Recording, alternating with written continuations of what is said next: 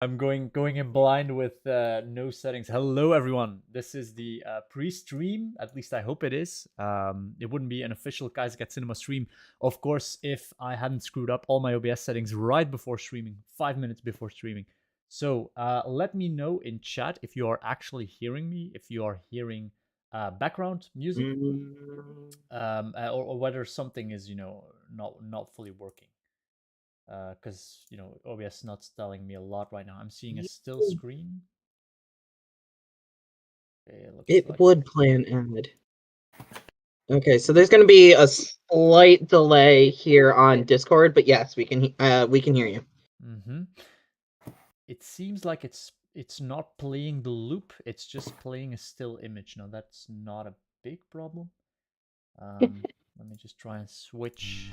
Hello. Okay, now it's playing. Interesting. There we go. Yeah. Okay. This as long as it plays the episode, like all the other stuff, we can just figure out on the way there. Oh, it actually is 9 p.m. So 3 p.m. EST, Luna. You're East Coast, right? Yep. Okay. Correct. So, ladies and gentlemen, let me switch to what I hope will be a webcam vision of me. Let me know if my audio levels are off. I had to really quickly reset all my OBS settings, so we lost everything. And I'm just doing this live off the seat of my pants right now.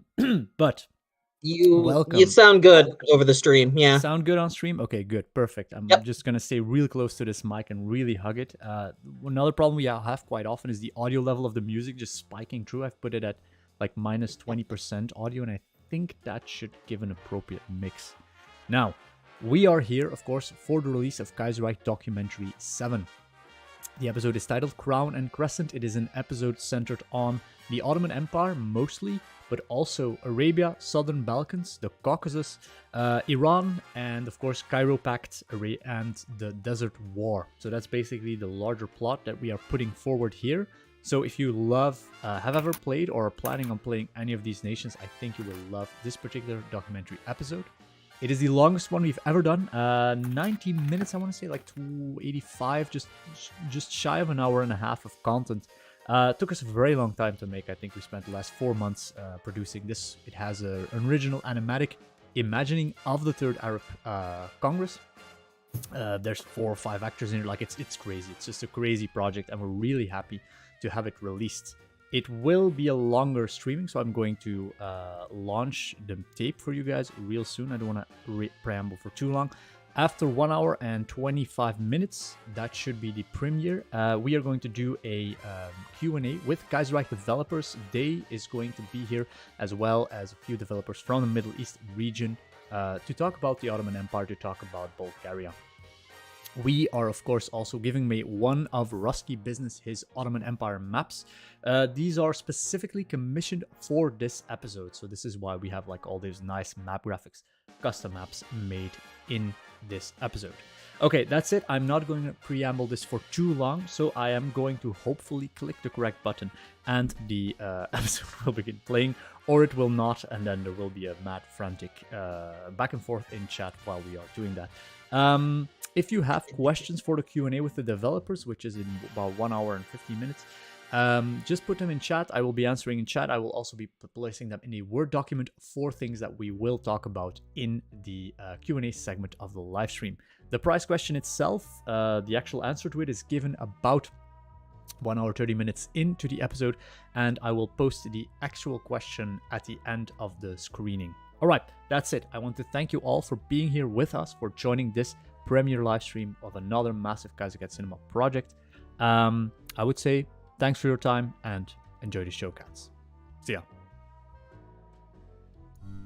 Hello everyone, and welcome to another episode of the Kaiserreich Documentary series. I'm Patrick Warner, the narrator of this unique, fictional documentary project. Before we begin today's screening, I would like to point your attention to the fact that the channel is rapidly approaching the 100,000 subscriber milestone. As of the publishing of this video, we're only about 2,000 subscribers short of this historic breakthrough. I would therefore like to urge everyone to subscribe to Kaiserreich Cinema, tap the notification icon, and show their support for the Kaiserreich Documentary project. Thank you for your time, and above all, Enjoy the show.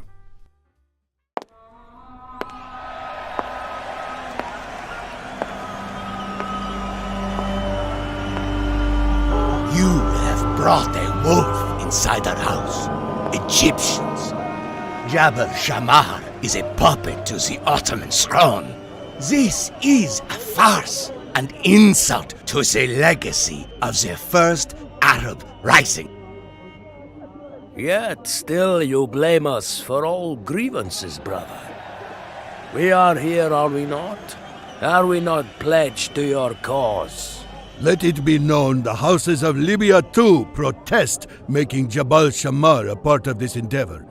Having these Ottoman dogs here is a disgrace to the Arab alliance. We will never forget your betrayal during the Arab rising of the Great War. Good Arab fighters were martyred, while you groveled at the Ottoman Sultan's feet. This shame cannot be undone so easily. The Sharif of Mecca and his revolt died due to your cowardice. The Sharif of Mecca died because he fought an unwinnable war. The Sharif of Mecca died because he was a fool. Silence! Do you not see, brothers?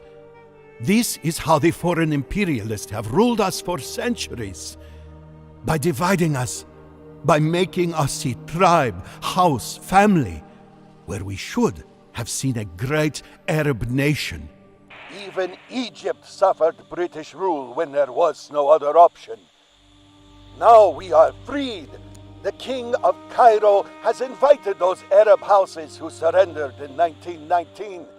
It is time we bury these grievances and look together toward the future. Long and dark it has been, the winter of imperialism in Arabia. But a new spring has come, brothers. The British Empire has collapsed.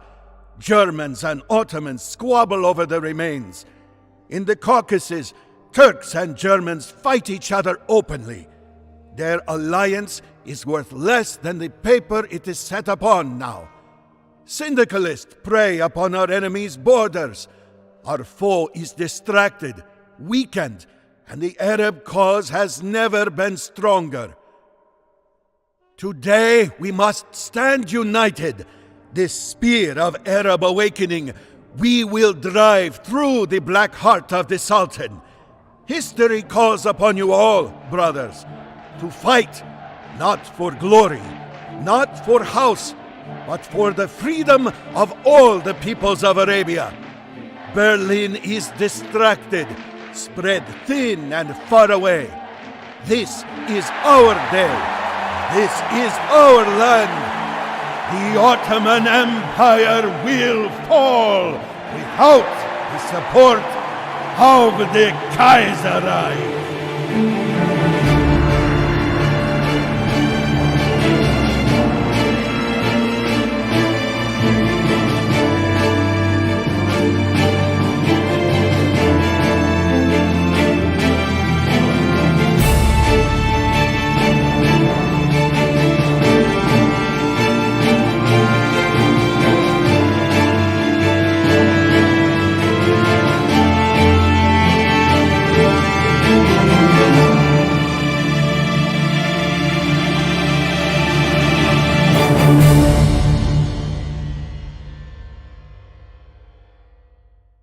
Today, many historians consider the Mediterranean as the birthplace of civilization itself.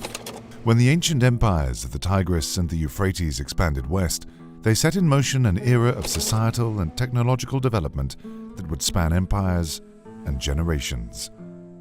Traders from the Orient sailed the Mediterranean ports, spreading their advanced literature and culture across the seas. These Levantine and Babylonian civilizations would form the cultural bedrock for the advanced empires that would later dominate the region. From the Assyrians and Hittites to the Greeks, and ultimately the Romans, great empires rose to rule this wealthy land on the crossroads of continents.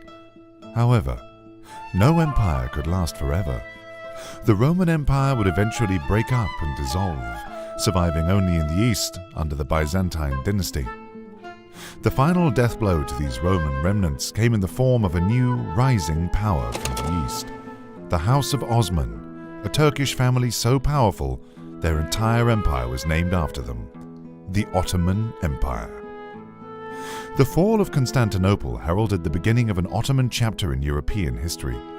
Soon the Turkish Empire spanned from the mountains of the Caucasus to the deep deserts of Africa. This vast empire claimed the mantle of defender of the Ummah, the global community of Islam. To bolster their faiths, the Osman family took control of the two most holy cities in the faith, Mecca and Medina. In the end, the Turks would rule much of Europe for the better part of 500 years before settling into a slow decline. By the dawn of the Great War, the Ottoman Empire had become a mere shadow of its former self. The birth of the nation-state gave rise to powerful forces of nationalism and identity, a process of awakening which would slowly degrade the lurching multi-ethnic empires of old. Now known as the sick man of Europe, the Ottoman Empire struggled to maintain her once almighty presence. Already before the Great War, the Greeks and Bulgarians had reclaimed their sovereignty with support from Russia, while the Arab population simmered with discontent. Yet, decline is never a straightforward path in the crossroads of continents. In the first 20 years of the 19th century, the balance of power here would shift not once, not twice, but thrice. When the Great War dawned on Europe, battle lines would be drawn deep into the Arabian deserts. Desperate to stave off their ultimate demise, the Ottomans found friends in Berlin, aligning with the Kaiserreich against their eternal enemies in St. Petersburg. Illustrious commanders would rise up to challenge the odds, both in the Ottoman Empire and in her enemies. Soon the power-hungry Bulgarians, ambitious Arabs, and reluctant Greeks would cast their fate into the cauldron of the Weltkrieg as well. In this war to end all wars, the Eastern Theatre would see another great clash of civilizations. The nations of the Southern Balkans believed the end of the Ottoman Empire was nigh, a miscalculation that would, in the end, cost them dearly. The Great War in the Near East had a distinctly different character from the trenches of France and Italy, which defined our memory of the war. While in the West, territorial gains were counted in miles and paid for in thousands of lives, the East would see more dramatic advances and reversals throughout the campaigns there. This different character was most apparent in the dynamic fighting in the Levant, which swung wildly from Ottoman to British control and back during the war. Further from the connected railways of Europe, the Great War in the Near East was defined more by supply lines than it was by fortifications. In the distant and rough terrain of the Caucasus and the arid sands of the Arab Peninsula, the war was constrained by supply points and the few available railways and telegram stations. Fighting in the East, then, was not so much about controlling territory as it was about controlling railway junctions and ports. By May 1916, the situation in the Middle East had improved considerably for the Central Powers. The Bulgarians had scored an easy victory against an unprepared Serbia, and Germany was confidently pushing back Russia in the Eastern Theatre. However, not all was well. The Ottomans still faced a difficult war on three fronts. In the Caucasus, clashes with Russia unfolded amidst an unforgiving climate, while the British relentlessly pressed on the Ottoman Levant. Despite these hardships, Ottoman soldiers fiercely defended their territories, and even scored several illustrious wins. For some historians, victories like the one at Gallipoli would be considered the Ottomans' very own finest hour. At Gallipoli, a massive naval landing by Entente forces was pushed back into the sea by determined Turkish defenders. This auspicious victory would shine a spotlight on a rising commander inside the Ottoman army, a man named Mustafa Kemal. Born in 1881 in the Greek-majority city of Salonika, Mustafa Kemal rose quickly through the ranks of the Ottoman army. The commander became renowned for his strategic genius and determination to the cause of the empire. Kemal's loyalty to Ottoman ideals stood in stark contrast to the corrupt regime in Constantinople, and tensions between Kemal and the central government would define much of the course of the war.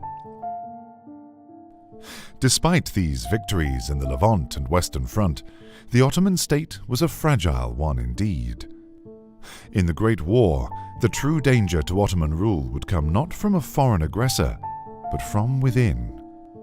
By late 1916, Hussein bin Ali, the Sharif of Mecca, conspired with the British to rise up against Ottoman rule. With his aspirations for an independent Arab state, the Sharif rallied an army and began attacking Ottoman garrisons and supply lines. The revolting Arabs, with the support of British commander T.E. Lawrence, began gaining ground at a rapid pace. Yet, Arab fortunes waned after the Turks mounted an organized resistance, and the revolt failed to achieve the swift victories London had been hoping for. In truth, the relationship between the British and the willful Arab leaders had been strained from the beginning. The failure of the Sharif to capture the port city of Aqaba almost fully eroded London's confidence that the Arabs would offer meaningful assistance in the Levant. Still, the British continued to supply aid, fearful that if their support ended, the allegiance of Sharif Hussein might shift back to the Sultan in Constantinople. By the summer of 1917, the war had ground to a complete standstill. The Arabs were contained, the Russians exhausted, and only the British threat in Egypt and Mesopotamia remained. Looking for options, the Entente attempted to open a new front closer to Constantinople by swaying Greece into joining the war. Greece had long been torn between competing sides. Much of Athenian politics from 1914 onwards had been defined by a simple question: should Greece join the war and reclaim Greek territories from the Ottomans, or not? The government was split into two factions: a pro-war Hawke cabinet and an anti-war Dove cabinet.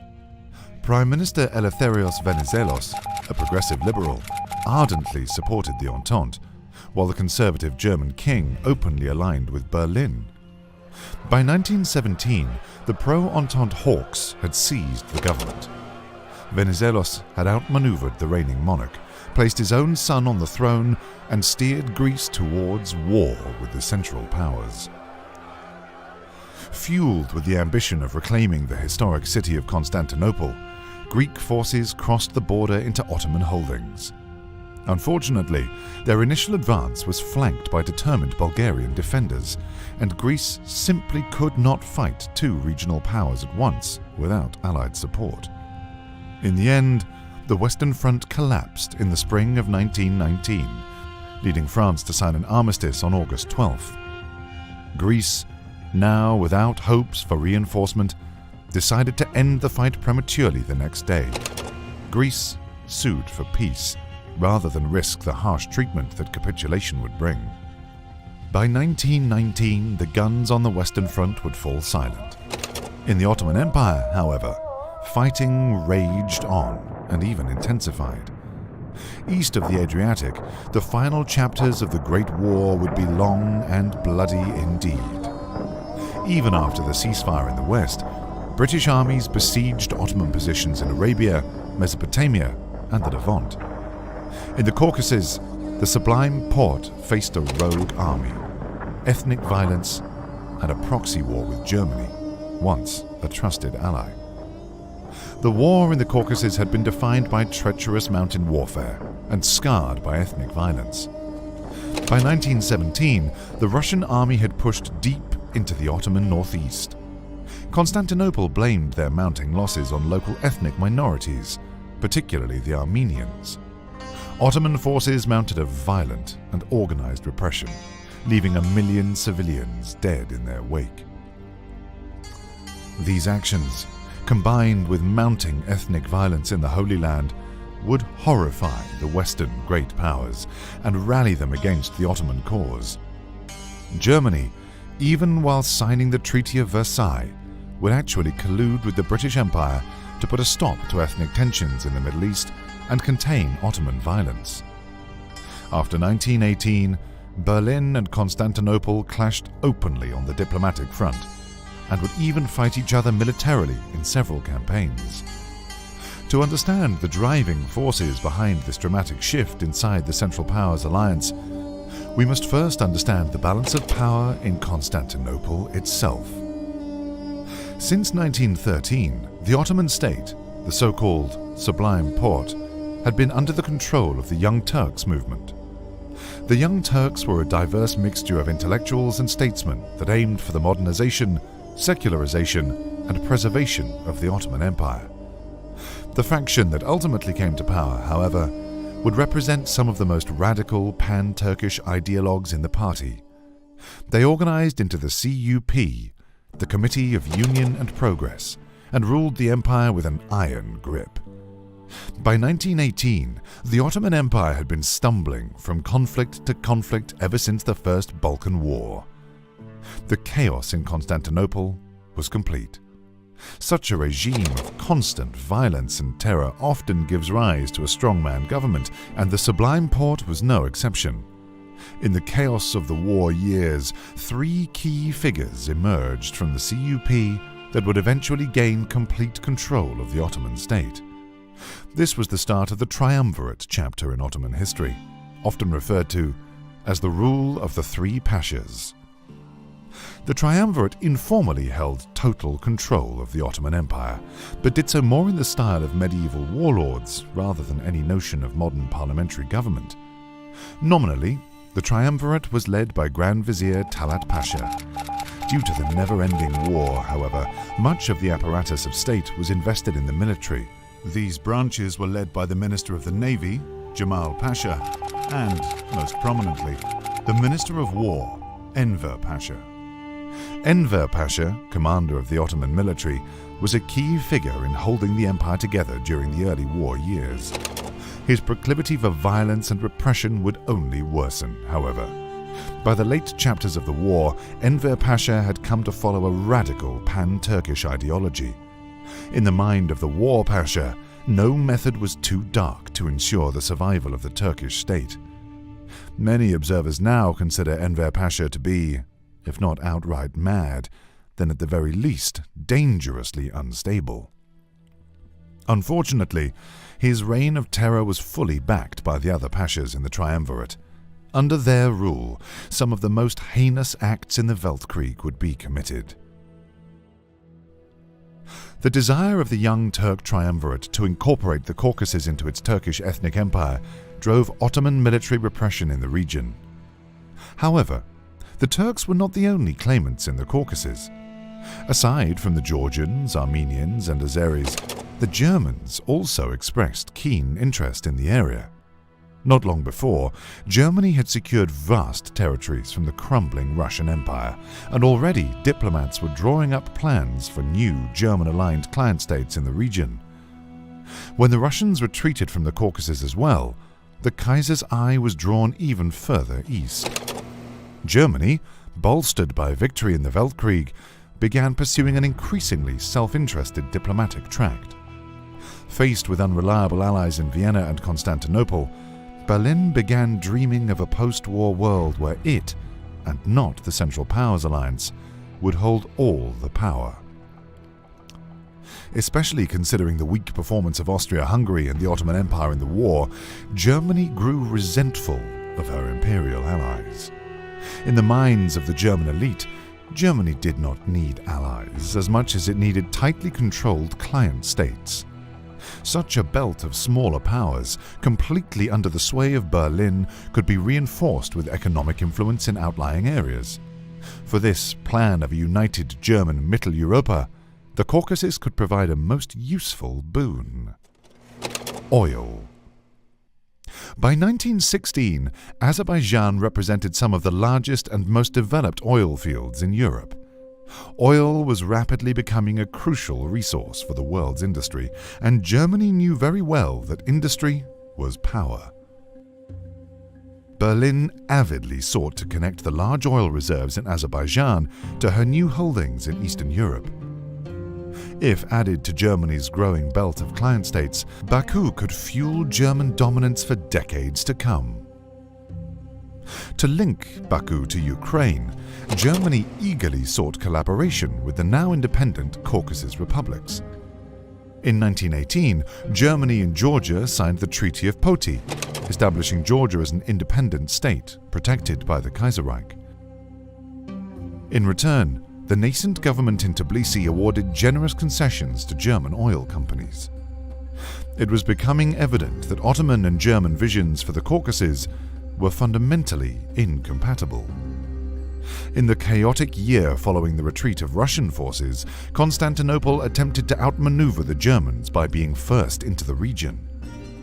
From Constantinople, Enver Pasha commanded his loyalists to lead a campaign into the Caucasus and to seize the territory before the Germans could. Enver's half-brother Kiligili was placed at the head of a paramilitary force consisting of Islamic Caucasians, Ottoman forces, and other auxiliaries from all parts of the empire. This expedition would become known as the Islamic Army of the Caucasus, or in short, the Army of Islam. This Army of Islam would go down in infamy, committing atrocious war crimes under the pretense of securing the region for Turks and Muslims. The Army of Islam invaded Armenia and Georgia in full force and began clashing with Georgians and Germans during the summer of 1918. To many historians, the Georgia crisis marked the death of the Central Powers alliance. Ottoman and German forces began fighting each other openly in the Caucasus. Deaths on both sides were mounting rapidly, and neither of the supposed allies seemed intent on giving up the region. Ottoman forces had the advantage, however, due to their proximity to Armenia. German forces had been deployed from Ukraine, but were outnumbered by the advancing Army of Islam. After pushing the Germans back, the Ottomans captured Baku and moved further north, much to Berlin's dismay. While the Germans and Ottomans remained allies on paper, the Kaiserreich was forced to react to Enver Pasha's brazen war crimes and challenges to Berlin in the Caucasus. Ever the subtle political player, Berlin leveraged Ottoman reliance on German military assistance rather than challenge Constantinople directly. On October the 4th, German agents had persuaded Sultan Mehmed VI to fire Enver Pasha, nominally for his military failures on the Caucasus front. Rather than surrender to this cloak and dagger scheme, however, Enver Pasha fled to the Caucasus to take personal command of the Army of Islam. Now beyond the control of the central government, Enver Pasha continued his campaign of terror in Armenia. The war Pasha pushed through the region with the pretension of forming a great Islamic Turkish empire, spreading well into Central Asia. The Ottomans were now openly fighting, not only the Entente, but their German allies, and even themselves. For Enver Pasha and the Ottoman Empire as a whole, this chapter in history represented the full extent of the Sublime Porte's descent into tribalism and lawlessness. Upon sacking Enver Pasha, the remaining two pashas clamped down on the Sultan and the restless Ottoman parliament. On March 21, 1919, they placed the Sultan under house arrest to the backdrop of politicians fleeing Constantinople. The empire had now descended into total chaos. One man, however, could still turn the tide. Deep in the trenches of the southern front, Mustafa Kemal looked northwards and saw his nation spiral into madness. For the time being, however, he was locked in a life-or-death struggle with the invading British army. Throughout the Weltkrieg, the British had made considerable efforts to dislodge Kemal and punch through to the Ottoman heartland, the Anatolian Peninsula. To achieve this, London struck at the Sublime Porte from every angle it could, using a direct military campaign in the Holy Land, as well as leveraging Arab militias and local revolts. The British, of course, did not do so out of any true allegiance to a free Arab world. Rather, Great Britain sought to acquire dominion of the Middle East herself and place the Arab nations under the crown in Westminster. In many ways, the British continued their fight with the Ottomans after 1919 as a last-ditch effort. London had, after all, lost the Weltkrieg in France, and much of her efforts past 1919 were focused on securing at least some gains from a war which had so far been nothing but an unmitigated disaster. This first Arab revolt, then, would put the Arabs between a rock and a hard place. On one hand, Arab revolutionaries fought an Ottoman state which spiraled ever further into ethnic violence. On the other, the British represented an unreliable partner at best, and a new flavor of imperialist oppressor at worst. To the Arabs, it was perfidious Albion indeed. While the Arab revolt had yielded little territorial gains for the remains of the Entente, the Sharif still succeeded in distracting and weakening Kemal's front line. By 1919, the British had broken through Ottoman lines in the Sinai. By the end of the next year, they had occupied much of the Ottoman south. Entente forces were pushing north through Palestine and well into Syria, as well as circling around from southern Mesopotamia. Between the British and the heart of the Ottoman Empire stood one man. Defense of the southern front fell to Mustafa Kemal, who had risen to prominence after the Battle of Gallipoli. By September 1918, it was becoming increasingly clear that the Ottoman Empire was flanked from all sides and could not hold the Levant. When Jamal Pasha sent Kemal to a stand-or-die order in Syria, Kemal resolutely refused. To the outrage of the triumvirate, the commander retreated to a more defensible position in southeastern Anatolia, near the historic city of Alexandretta. Entente forces had now been allowed to cross into Turkish lands as well, a major blow to Ottoman morale. This strategic gamble would, however, pay dividends for Kemal's forces in the end. The British, hoping to secure a killing blow against Anatolia, launched a major attack by advancing on the town of Maras. However, a joint German-Ottoman force managed to hold out and push the British back. At last, the British army had been halted at the gates of Anatolia. After this victory, Kemal seemed poised to begin pushing the invaders back. However, before he could launch a counterattack, Talat Pasha pulled a large section of his troops away from the southern front to fight against Enver Pasha in the Caucasus. This move gutted Kemal's ability to return Syria to Ottoman control and seemed like an intentional hamstring on the part of Germany. Even worse, Ottoman intelligence services had begun reporting that the Germans were engaging with British diplomats in secret. With the Central Powers fighting each other openly in the Caucasus, it was clear Germany had no intention of honouring Ottoman territorial integrity. With British support, the Germans could end the Great War in a peace deal that favoured only Berlin and threw her eastern ally to the wolves. This diplomatic betrayal would mark the beginning of Kemal's aversion to the German Empire. Still a firm believer of the great Ottoman cause, Kemal saw this backroom diplomacy as a great betrayal to the Ottoman people. In his fury, Kemal turned his attention to Constantinople. In the capital, tensions between the military and the triumvirate were quickly reaching a boiling point. By April 2nd, 1919, Kemal decided he had had enough of the political theatre in the capital. The dictatorship of Talat and Jamal Pasha was now openly dancing to the Kaiser's tune, the Sultan was under house arrest, and the parliament clamoured ever more for an end to the chaos. Kemal rallied his popular base against the authoritarian triumvirate and called for the military to seize control of the apparatus of state. On April 21st, he issued the Alexandretta Proclamation. From the trenches, Kemal called for the overthrow of the Young Turk dictatorship and an end to the Sultan's house arrest. The Pashas would attempt to dismiss the commander, but underestimated his popularity with the populace. Kemal was, after all, the hero of Gallipoli and Alexandretta, who had held the British from taking Anatolia. The Pashas, on the other hand, were considered to be corrupt schemers who had brought nothing but ruin to the empire. When the Kemalists rose up in the capital to carry out his orders, the remnants of the triumvirate knew their days were numbered.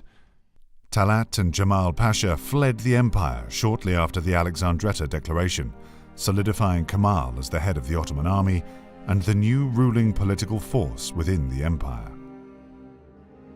By the time the Young Turk triumvirate had come crashing down, the British army was in full retreat from Anatolia.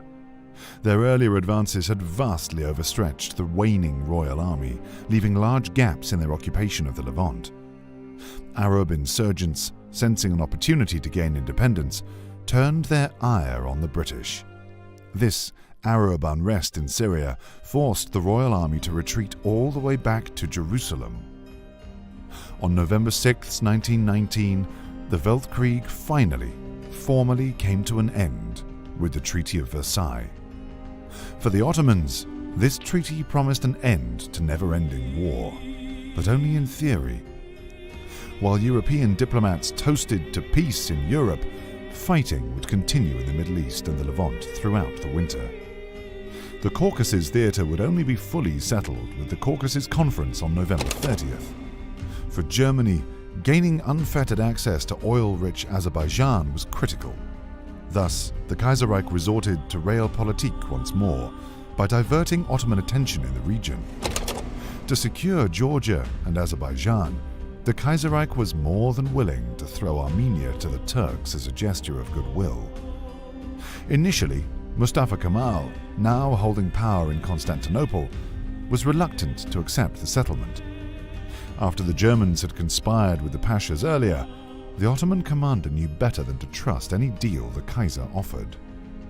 When it came to Kemal's Ottoman Empire, the British and Germans seemed more than happy to set aside their differences and carve up the Turkish state. Despite his misgivings, public sentiment in Constantinople desired, above all, an end to the war years. Betrayed by her allies, the Ottoman Empire reluctantly retreated from Georgia and Azerbaijan and accepted Armenia as a concession. The Armenian government, once promised independence by Germany, was itself thrown to the wolves by yet another European colonial power. What was left of the independent government fled or was jailed, but this betrayal would not soon be forgiven by the Armenians. The sole remaining obstacle to peace in the Caucasus was Enver Pasha's Army of Islam, which continued to occupy much of Azerbaijan. It would be German Azeri troops that finally dislodged the mad warlord from the Caucasus. After being decisively defeated, Enver Pasha took full flight. On September 3, 1920, the last of the Pashas fled towards Turkmenistan in pursuit of his ethnic imperial desires, scattering his rogue army to the winds. In the south, the British army had initially refused to retreat from Palestine and Basra. In the Holy Land, much like in the Caucasus, the triumvirate regime had represented extreme ethnic violence, and reports of war crimes by Ottoman forces were common. British diplomats presented themselves as the sole protector of the region's Jewish population, as the community there had been repeatedly persecuted during the Weltkrieg on direct orders of the Young Turks. Sometime earlier, British forces had also begun evacuating Christian Assyrian communities from northern Iraq to British holdings elsewhere. While the British presented themselves as humanitarian protectors, much of their operations in the Middle East were also inspired by the desire for further colonial influence. Fighting between the British and Ottomans would continue into the 1920s as the empires settled their borders in the Levant. Here, after all the suffering of the Great War, the last chapter of the Weltkrieg would fade into a cynical colonial squabble. Ultimately, the British-Ottoman stalemate would be resolved with the Jerusalem Conference in 1920. With the support of the German Empire and the United States, Britain and the Ottomans agreed on a new peace in the region. Palestine, Basra, and the area around Mount Lebanon would get a treaty status similar to the pre-war position of Egypt and Cyprus. Formally, all these areas would remain part of the Ottoman Empire. In practice, however, the Ottoman central government, the Sublime Porte, was forced to cede political control of these holdings. The Holy Land was placed under an international mandate, securing them against Ottoman aggression. The treaty further specified war reparations to be paid to the Ottoman Empire, a return of seized Ottoman warships, and the official abolition of the Ottoman Debt Council. One final thorn in the Ottoman side was the Arab revolt of Sharif Hussein bin Ali, whose insurgents proved particularly determined fighters, even with little means. In 1919, the Arabs had taken Medina, where they brutally slaughtered a tenth of the remaining Ottoman garrison. But, with the war ending on all other fronts, the remaining insurgents could not stand alone against the entire mass of the Ottoman army. Towards the end of 1920, Ali's revolt had been crushed. The independent Rashidi and Saudi dynasties, which had drifted away from the Sublime Porte during the revolt, now bent the knee once more. Despite all odds, the Ottoman Empire had survived to live into the 1920s. From the outbreak of the Italo-Turkish War in 1911 to the end of the Arab Revolt in 1920, 9 years of continuous war had reduced the once mighty empire to a patchwork of feudal dependencies and rogue forces, barely held together by Mustafa Kemal's authority. The Ottoman Empire had won every war it had partaken in, but only on paper. In truth, Constantinople only navigated an end to her many wars under foreign mediation. The Turks would have peace, but only after being humiliated internationally and betrayed by her former allies. The once proud empire had been forced to give up territory and authority and gain only pittances in return. In addition, the wounds of a decade of war would not heal easily. Armed tribes roved the Arabian Peninsula, paying little to no mind to Ottoman pretensions of authority. The Caucasus returned to a status quo that heavily favored Berlin. The southern Levant had become a Western colony in all but name. In truth, the Ottoman Empire had not died a sick man. Not truly. The empire had simply entered a state of suspended animation and survived despite the failure of all her institutions. Western newspapers no longer called the Ottoman Empire the sick man of Europe. Now the Sublime Porte was simply referred to as the failed state.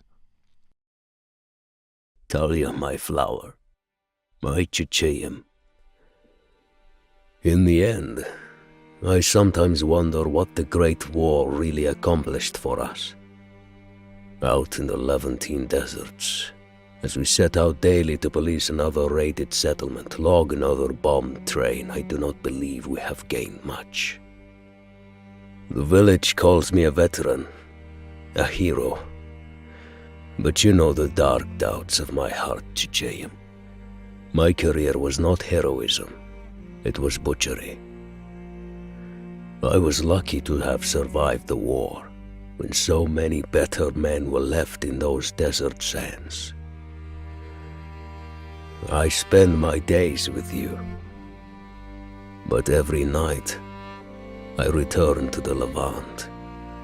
I see a trail of Turks, Arabs, Greeks, Armenians, and Kurds lay behind me. All dead, fighting over an empire that is nothing but a faded relic. I am tired, Chicheum. And tired men look for strong ones to guide them. I cast our fates now with the Vizier Kemal, the one man who held faith when all others gave up, the man who broke the corrupt young Turks and pushed the British from our homeland. He sends me to the Middle East, the lands of Al Saud, Egypt, Rashidi. There are rumblings in the West, Chicheum. A new ideology, syndicalism, spreads through our defeated Entente enemies. The winds of war blow eastwards, my love, as they have always done. I would tell you I am taking this posting to support the Vizier, to secure our land. But we both know I just need time. Farewell, Chicheum. I wish I were a stronger man.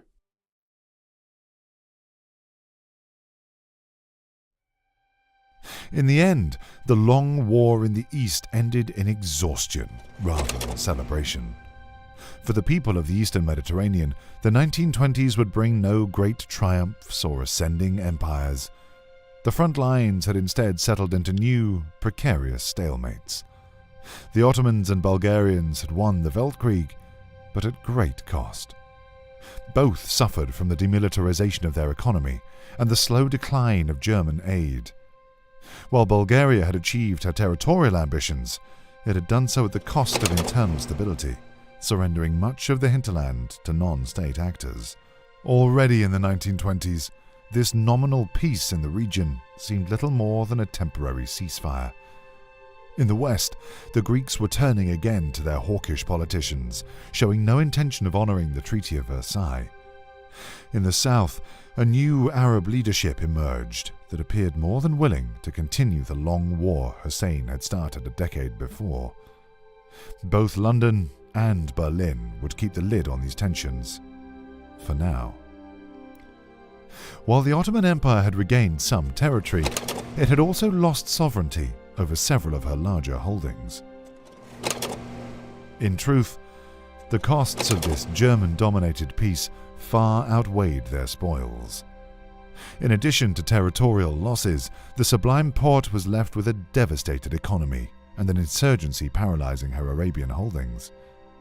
After a disastrous Caucasian adventure, the fall of the Triumvirate, and a humiliating peace in the Levant, the empire lurched into the new decade barely clinging to life. And yet, despite it all, there was reason for optimism. Constantinople had not fallen. The path towards reform and survival was narrow, but it was still open. The collapse of the Triumvirate in 1919 had shattered the politically entrenched CUP party, shifting power to Mustafa Kemal and the military staff. Now politically ascendant, Kemal attained the position of Minister of War. His appointment by the Sultan represented, in many ways, a last-ditch effort to restore any semblance of authority to the realm. Kemal had long dreamt of developing the Ottoman state into a modern republic. For the time being, however, his efforts were blocked by the willful and authoritarian Sultan Mehmed, who would not soon forget the indignation of being jailed by his own government during the reign of the Pashas.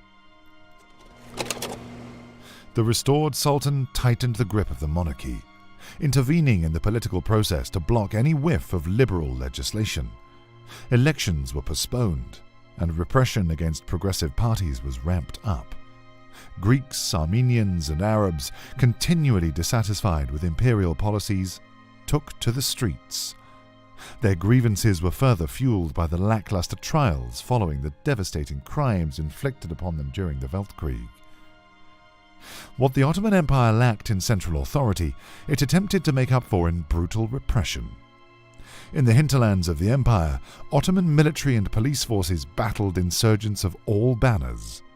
Threats to the Ottoman state, from calls to democracy to separatist minority groups, were increasingly answered with the iron fist of the Sultan. However, these seemingly dire circumstances bore a silver lining. France and Russia had ceased to be relevant powers in the region, as both nations had collapsed into left-wing revolutions in the chaotic post-war years. Now, freed from foreign influence, Constantinople was able to aggressively nationalize companies and infrastructure once held by foreign owners. As a result, the Anatolian homeland found itself in an economic upswing. With France and Russia in the throes of revolution and the British Empire in decline, the former hegemons were powerless to protest. In a few feverish years of consolidation, almost all of the empire's railways, ports, and power lines were returned to the rule of the Sublime Porte. Tax revenue from these assets fueled an unprecedented economic boom.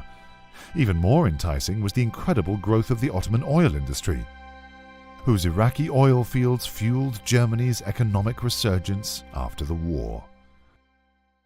While the Ottoman Empire consolidated her rule at home, a new storm was brewing to the west.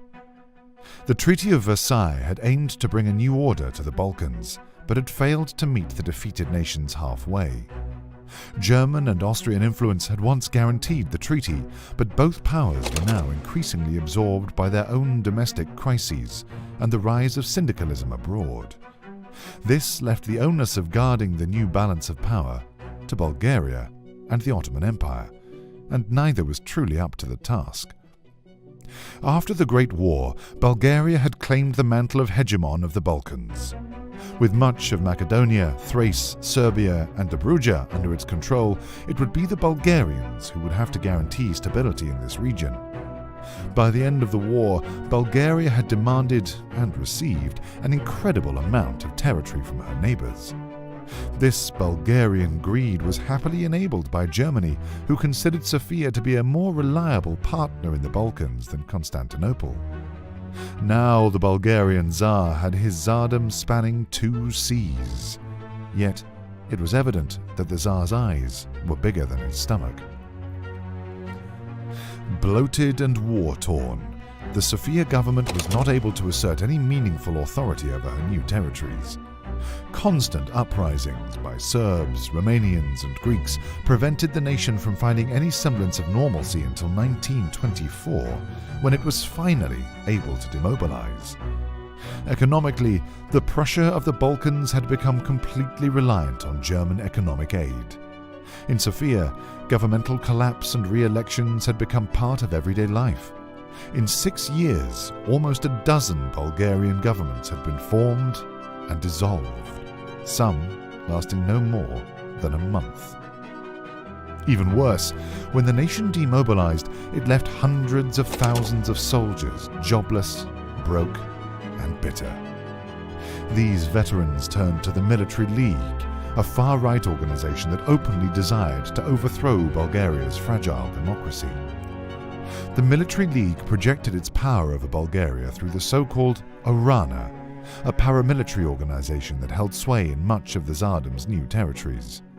For all intents and purposes, the government in Sofia controlled only half the country, while the other half was surrendered to the Orana shadow state.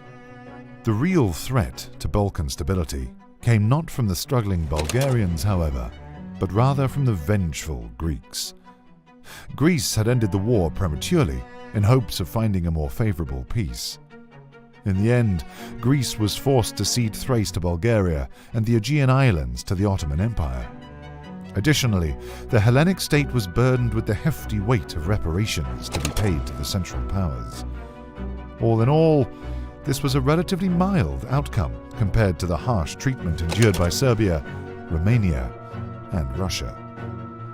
Initially, it seemed like the Greeks were likely to settle into an isolationist monarchy.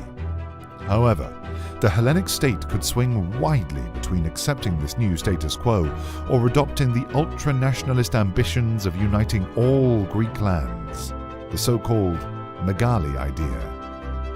The instability in Athens came to a head during the 1920s Pangalos crisis, which nearly tipped the Balkans into yet another Balkan war. That year, the democratic process in Athens was overturned by a putsch led by Theodoros Pangalos. At first glance, the coup leader subscribed to the idea of the greater Greek state. Despite his populist streak, he seemed more interested in total control of Greece than he was in foreign policy. Not long after his rise, Pangalos seized all Greek institutions, proclaimed the Second Hellenic Republic, and made himself the undisputed dictator of the country. For the Sublime Porte, the mad dictator of Greece was a major concern, one that only worsened when Pangalos made his first move. Without second consideration, he demanded the return of all Greek territory from Bulgaria under threat of military action. Sofia declined, believing it could call Athens' bluff. By July 1921, skirmishes broke out along the Greek-Bulgarian border, and the world held its breath, fearing yet another Balkan war. The crisis was averted, however, when Pangalos found himself at the short end of a counter-coup. The new Greek government quickly de-escalated the rising tensions and agreed to abide by the Treaty of Versailles. While the Pangalos crisis was short-lived, the mad dictator would cast a long shadow over Greece. The coup and counter-coup would further destabilize Greek political structures and set the stage for a decade of turmoil in Athens. Despite nominally controlling Arabia, embers of the Arab revolt continued to simmer. Several Ottoman subjects had filled the void left by waning central authority. The most important among these was Hejaz, which played a large role during the Weltkrieg. While still an Ottoman holding, Hejaz was culturally important to the Arab spirit. After all, it was the region which contained both of Islam's holy cities, Mecca and Medina, the control of which had long been a pillar of Ottoman power. In Mecca, the Turks could claim to hold the mantle of protector of the Ummah, the global society of Islam. Despite all this, Ottoman influence had been receding from these holy sites, being replaced instead by nascent Arab nationalism.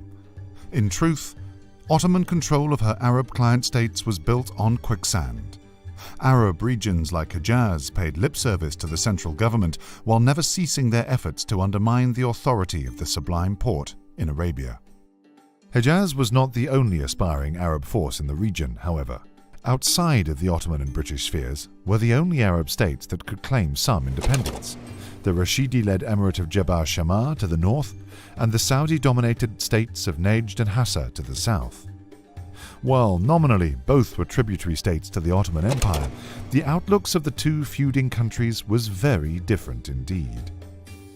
Jebel Shammar closely aligned itself with the Ottoman Empire. This client state had remained loyal to the Sublime Porte during the Weltkrieg and even during the Arab Revolt. For this loyalty, the Rashidi rulers of the emirate would see handsome rewards. The Ottoman Empire was keen to keep the Rashidis on their side as they protected the vulnerable Ottoman south.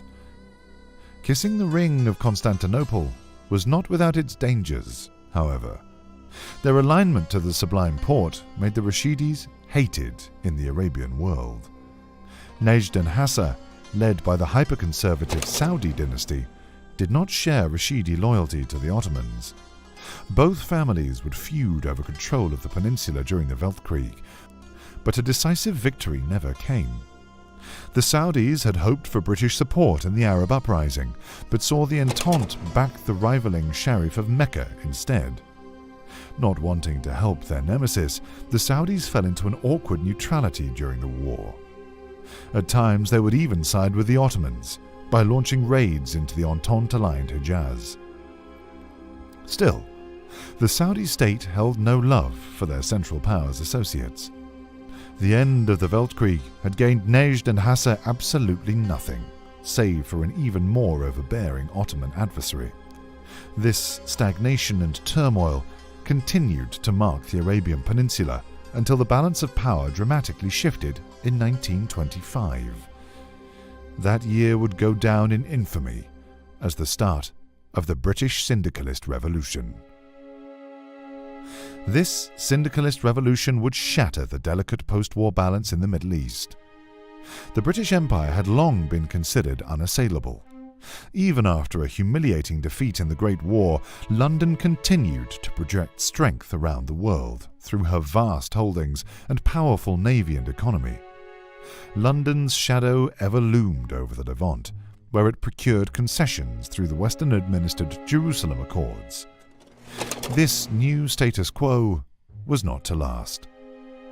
Ever since the end of the Great War, Germany had been chipping away at British hegemony. In 1925, the Kaiser would finally get his wish, but perhaps not in the way that he would have liked it. That year, wildcat labour strikes across Britain quickly turned into a full-scale revolution, funded by French syndicalists.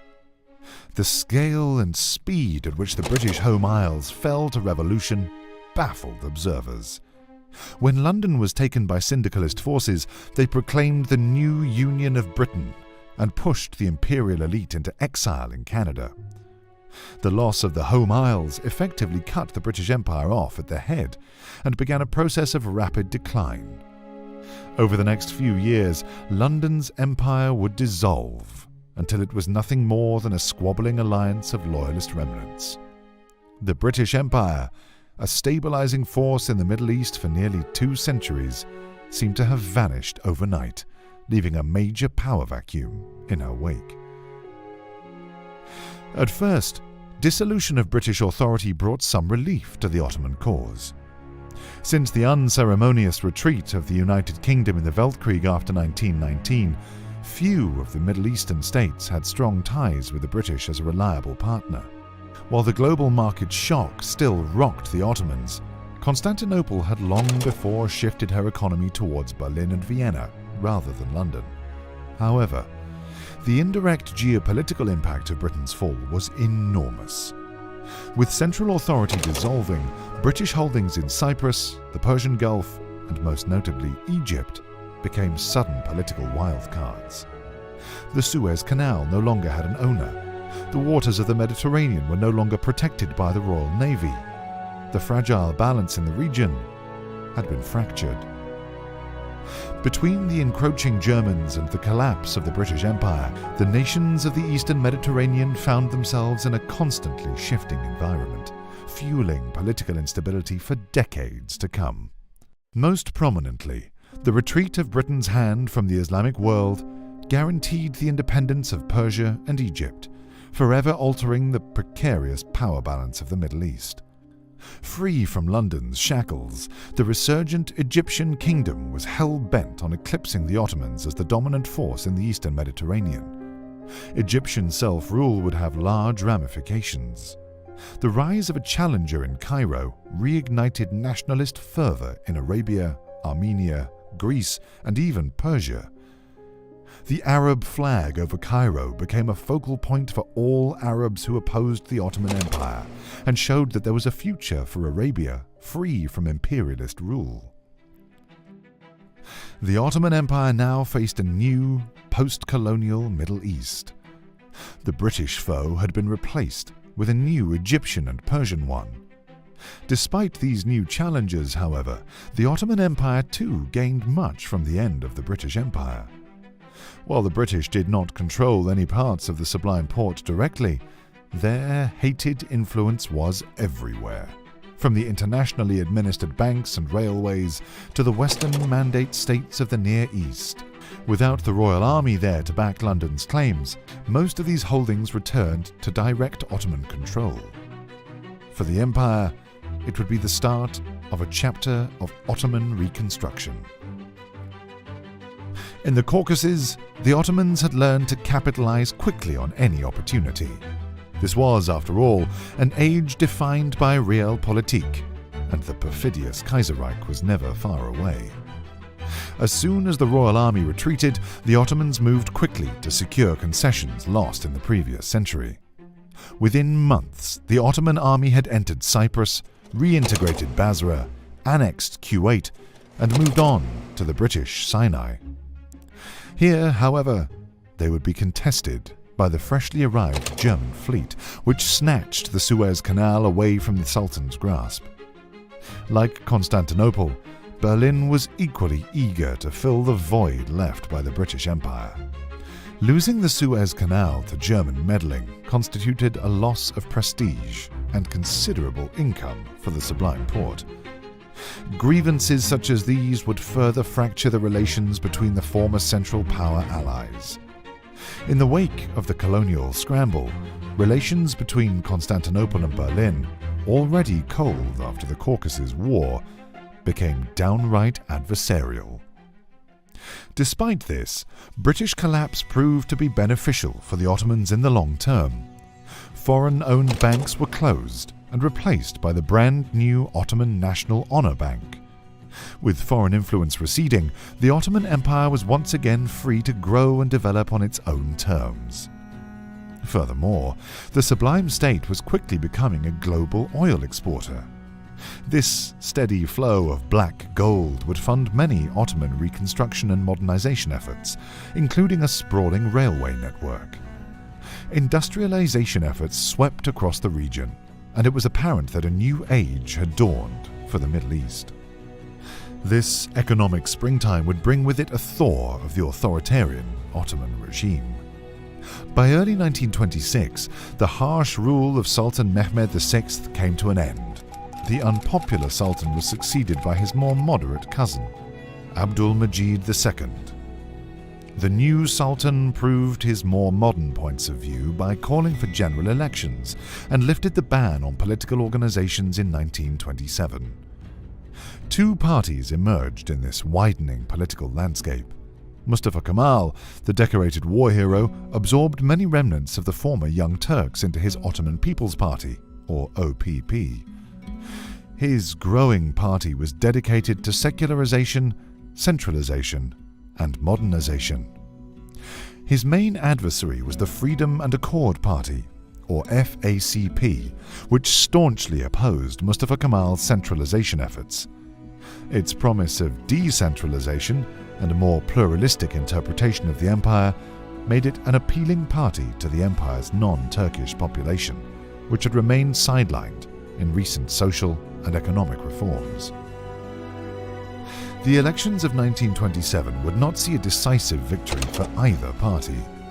While a liberal wind did sweep through the Ottoman Empire, issues around centralization and minority rights fragmented public opinion.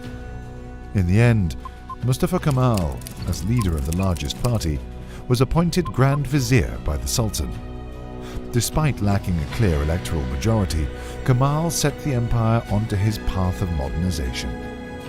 He wasted no time developing his new brand of Turkish nationalist rule with a liberal flair. The economy was nationalized, censorship laws were loosened, and in all dimensions of public life, Kemal separated state and religion. Kemal's feverish secularization would make him many enemies, however.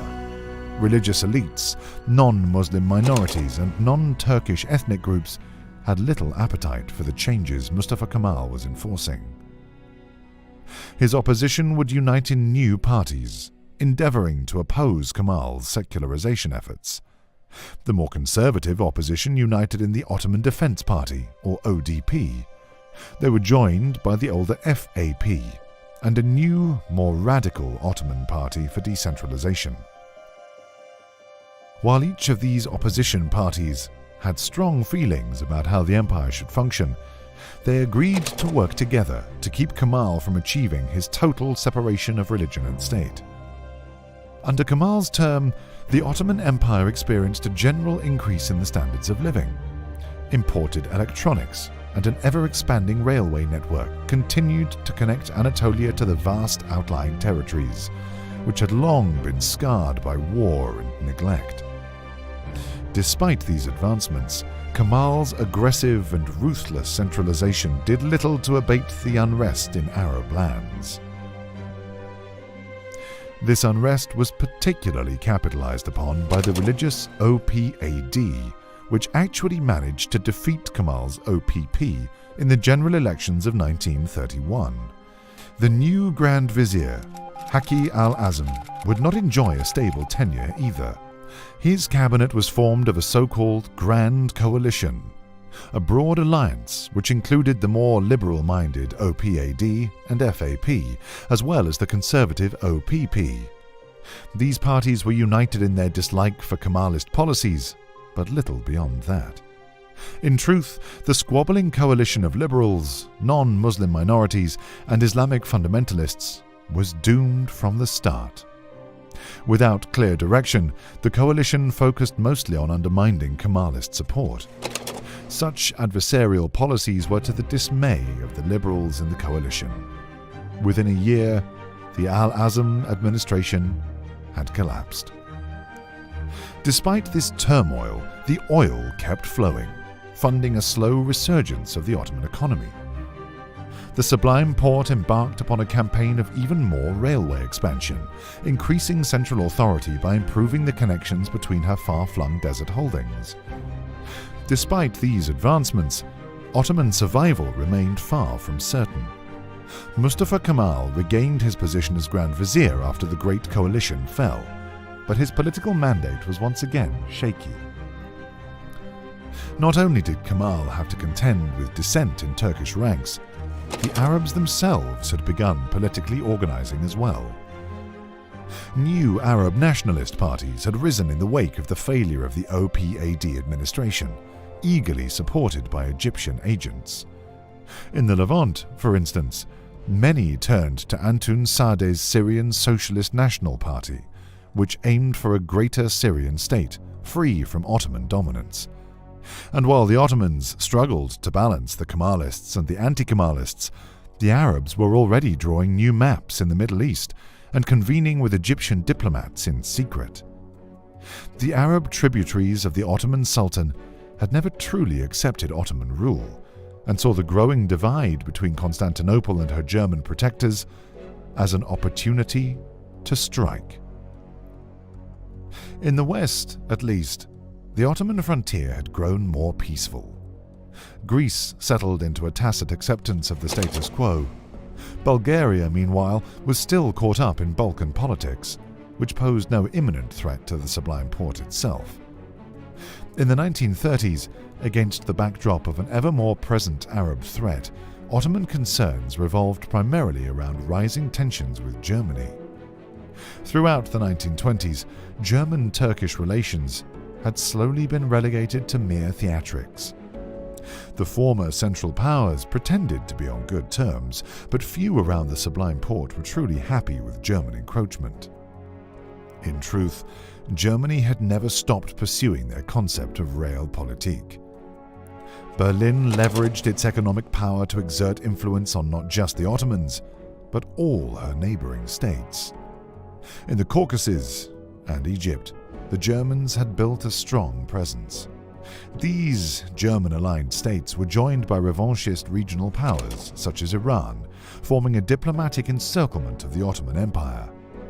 After the chaos of the war years and the gruesome ethnic violence of the Pashas, most countries trusted the Sublime Porte only as far as they were able to contain it. The Caucasus, Iran, and Arabia all formed dangerous flashpoints, each of which could easily dissolve the struggling Ottoman Empire. All hated the Ottomans. Some hated the Germans. But few, as was the case in Iran, opposed both. After the Weltkrieg, Persia, later recognized internationally as Iran, grew to be another regional nemesis for the Ottoman Empire. Much of Iran's animosity towards imperialist powers was ultimately a matter of national defense. Iran had, after all, long been the target of colonialist machinations by the hands of Britain and Russia. For these European powers, Central Asia was a staging ground for 19th century proxy wars between states, tribes, and regions. The British and Russians engaged in their cloak and dagger play almost gleefully, playing their so-called Great Game at the cost of all independent nations in Central Asia. The age of Russia and Britain was over, however. When the Entente collapsed at the end of the Weltkrieg, British nominal occupation of Iran ceased along with it. This newfound independence laid the groundwork for an Iranian republic, though the path to democracy and stability would be long indeed. By the early 1920s, a long-standing feud between the modernists and conservative nobility in Tehran erupted into a civil war. Two factions squared off to decide the future of the Silk Road Republic: the Shah's German-backed Qajar loyalists and the progressive parliament, the Majlis. Berlin and Constantinople, for once, aligned on the need to prevent a strong Iran and began supporting the Shah's Qajar loyalists. This bitter civil war engulfed Iranian society during much of the 1920s. In the end, the population rallied against the Central Powers and her Qajar lackeys, and a unified front pushed these Ottoman-backed satellites to the western fringes of the country. Despite her victories, Iran was forced to settle or face a direct intervention by Berlin. In the end, the Ottoman Empire secured control of parts of Iranian Azerbaijan and held on to the Arab sheikdoms of Khuzestan. Like the Arabs, Armenians, and Georgians before, such humiliation could never be forgiven. For the new emergent nations east of the Mediterranean, it was clear that the Central Powers were no hair better than the Entente and their Great Game a century before. In Iran, democratic elections after the war would eventually give rise to a conservative government.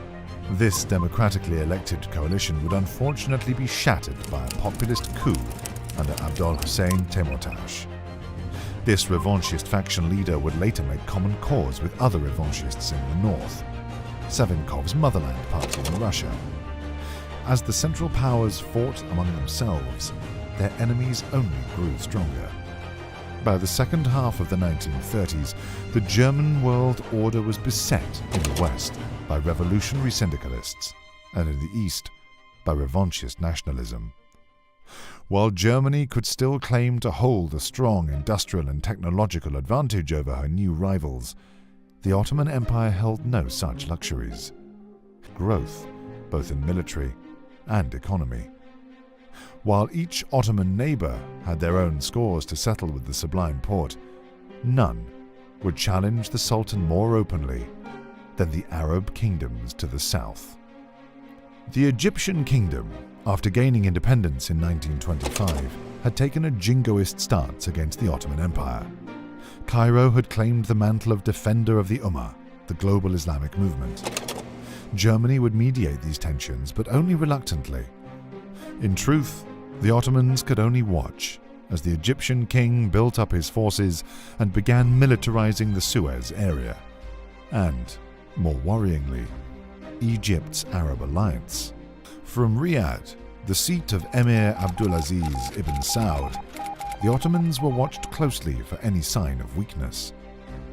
While many weighed their chances against the weak Ottomans, few did as aggressively as the Saudis of Najd and Hassa.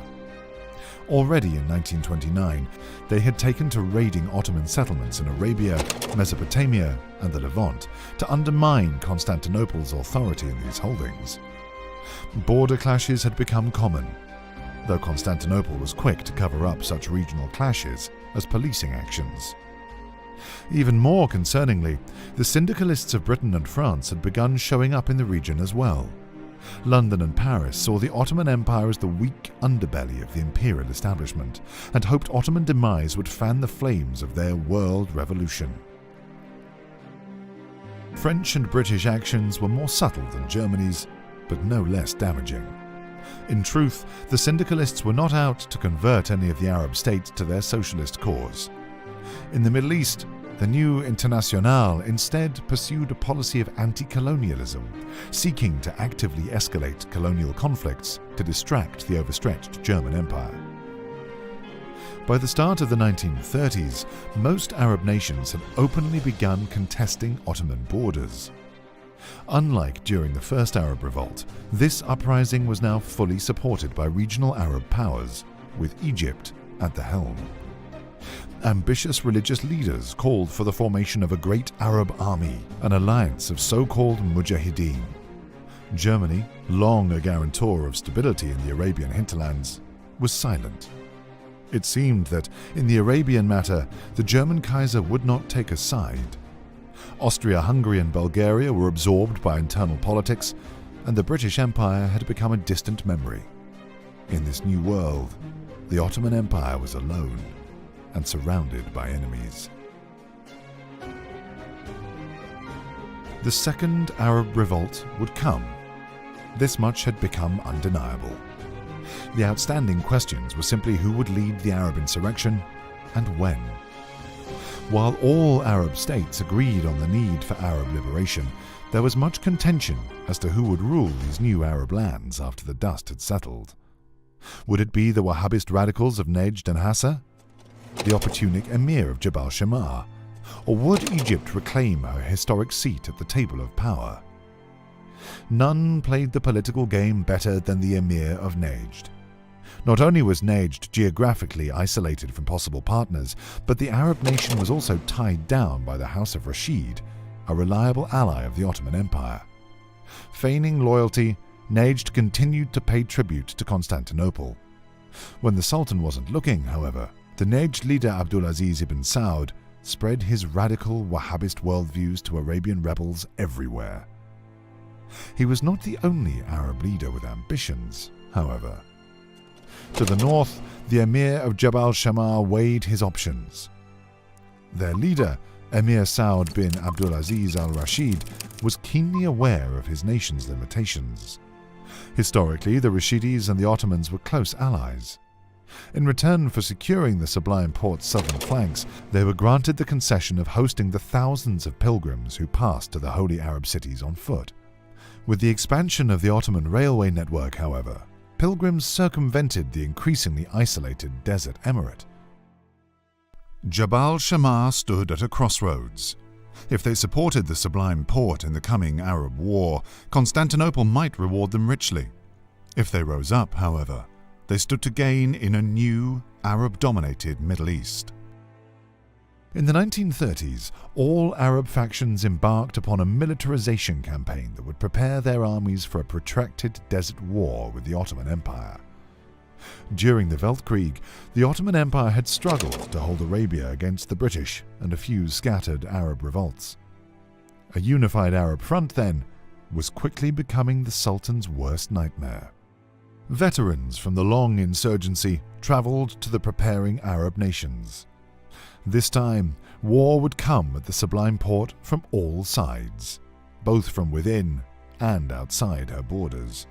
Georgia, Armenia, Iran, Egypt, Greece, Arabia. Constantinople was surrounded by an overwhelming number of enemies, each of which had their own reasons to desire the destruction of the Sublime Porte.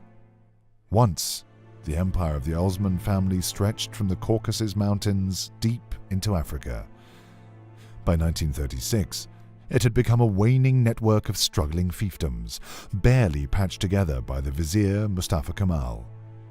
How long could the Turks hold out against the mauling jaws of history? A decade earlier, Constantinople had barely survived the Great War. It was yet to be seen whether she would survive the Desert War to come. War is coming to Arabia, brother. And this time I am not sure the Ottoman Empire can win. I write you this letter out of desperation. You must convince the Parliament, for I fear our time to act is running out fast. For too long, Constantinople has not seen Cairo as a credible threat. They would rather debate squabbles in the Caucasus, or the latest Greek political theatrics, rather than face the real threat. Egypt has declared herself protector of the Arabian people, and Germany is giving her the weapons it needs to empower that claim. The streets of Cairo are not packed with camels, brother. They are packed with German tanks and artillery. The Emir is adept at hiding this buildup of forces, but my department has seen the requisition report the Egyptian government hides. Egyptian resources are traded for German cannons, and a third of all the small arms go missing every month. Where do they go? Who is protecting the southern border of our empire? Cousin, this is not a foreign enemy. The agents of Cairo are already inside our own house. I've recommended a preemptive strike on Cairo, but Constantinople will not move. When, not if, the Egyptians inevitably invade, their German equipment will make all the difference. The Germans won't involve themselves directly in the war, so if you ask me, better to strike first. We still hold the air advantage. If we move now, we could cripple the railroads connecting the front to the Nile Valley. We have a slim chance of victory, but only if we strike. For the love you bear me, brother, heed my words. You are in good standing with Vizier Kemal. Plead with him to see this threat for what it is. Your party has defended Anatolia once, let it do so again. Brother, I ask you to back my case in the Parliament. If we do not act now, I am not sure.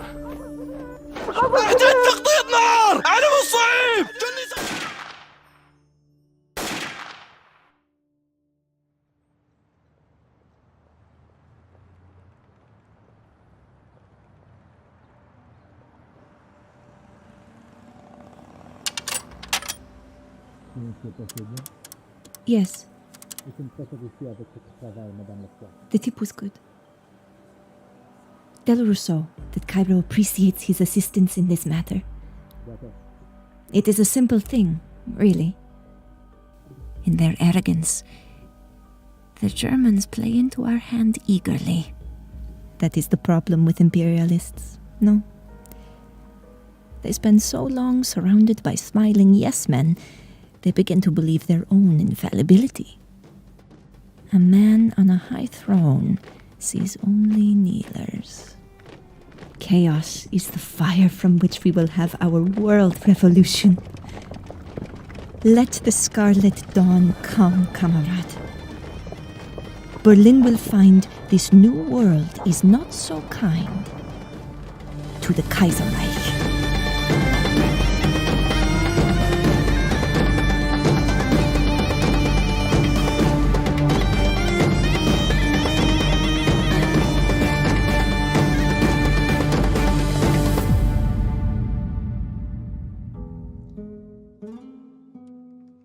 What if the Ottoman Empire survived? This is one of the many unique premises of a legendary series of alt history mods called Kaiserreich.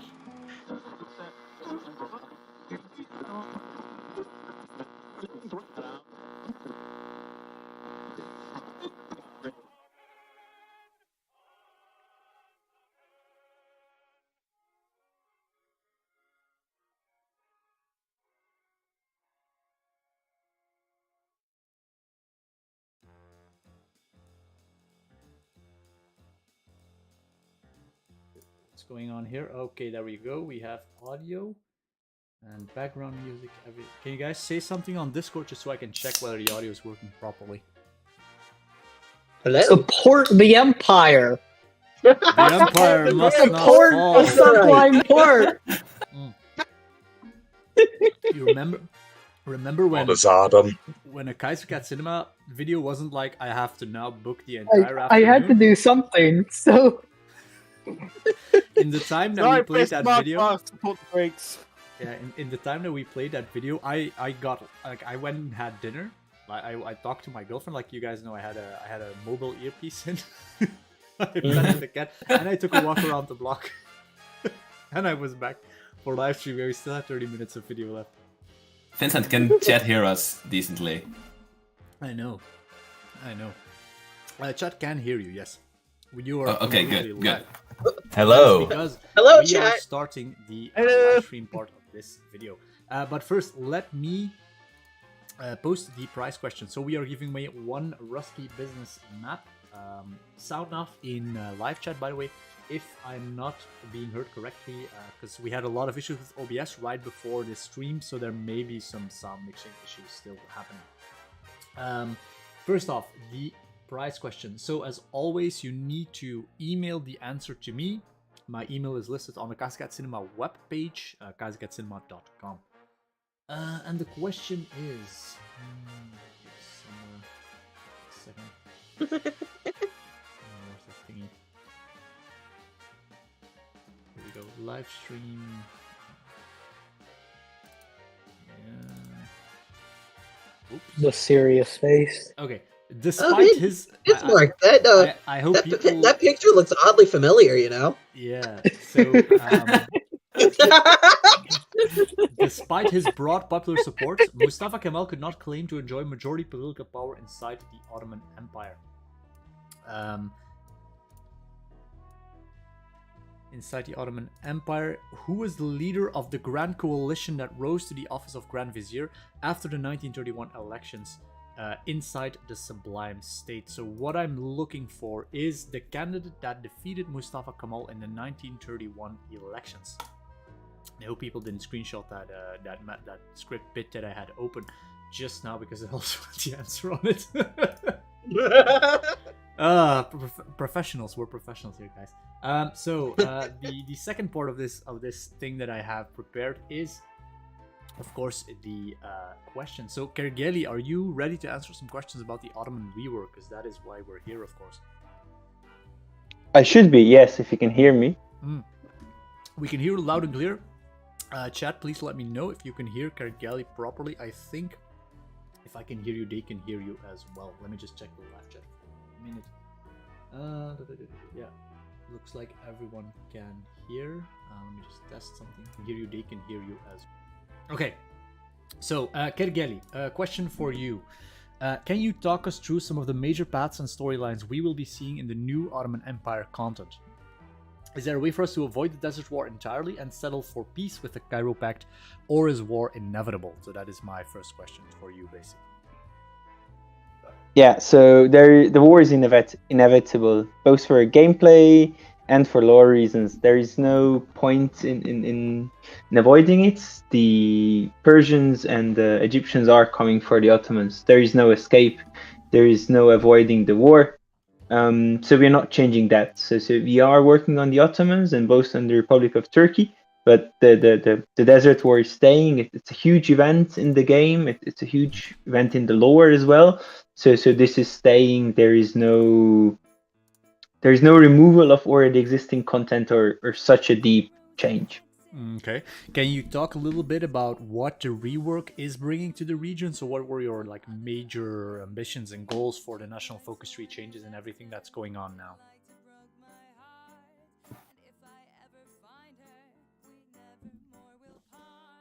Push to talk. Sorry.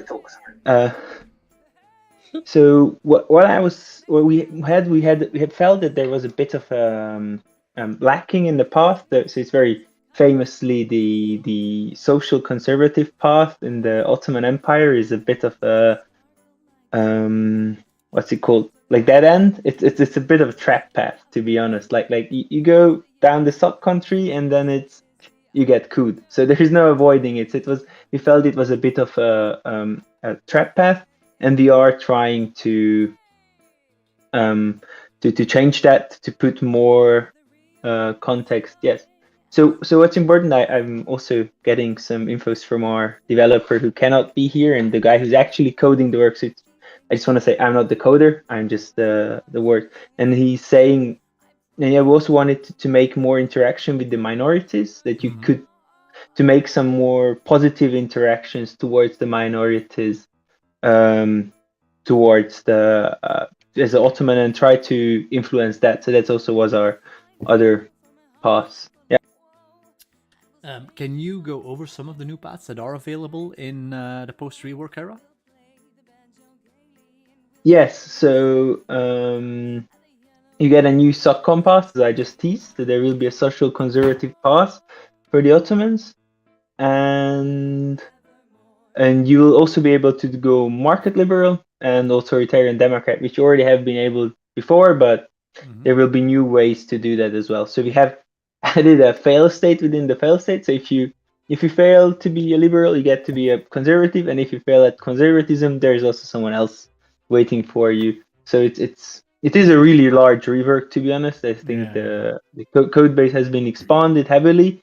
So while we haven't changed the main conflict of the game, there will be a lot of new content for everyone who's gonna play it. And there's also gonna be additions in case you lose. So if you lose, as the Ottoman Empire did at war, the game doesn't end. You can play on. You can have new ideologies and try new things. And this Turkish Republic or Ottoman Empire, depending on what you were before, you will also have a wide range of ideologies. So you will be able to go all ideologies apart from Social Democrat.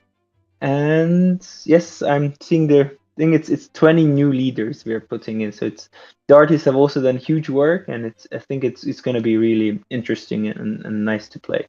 Okay.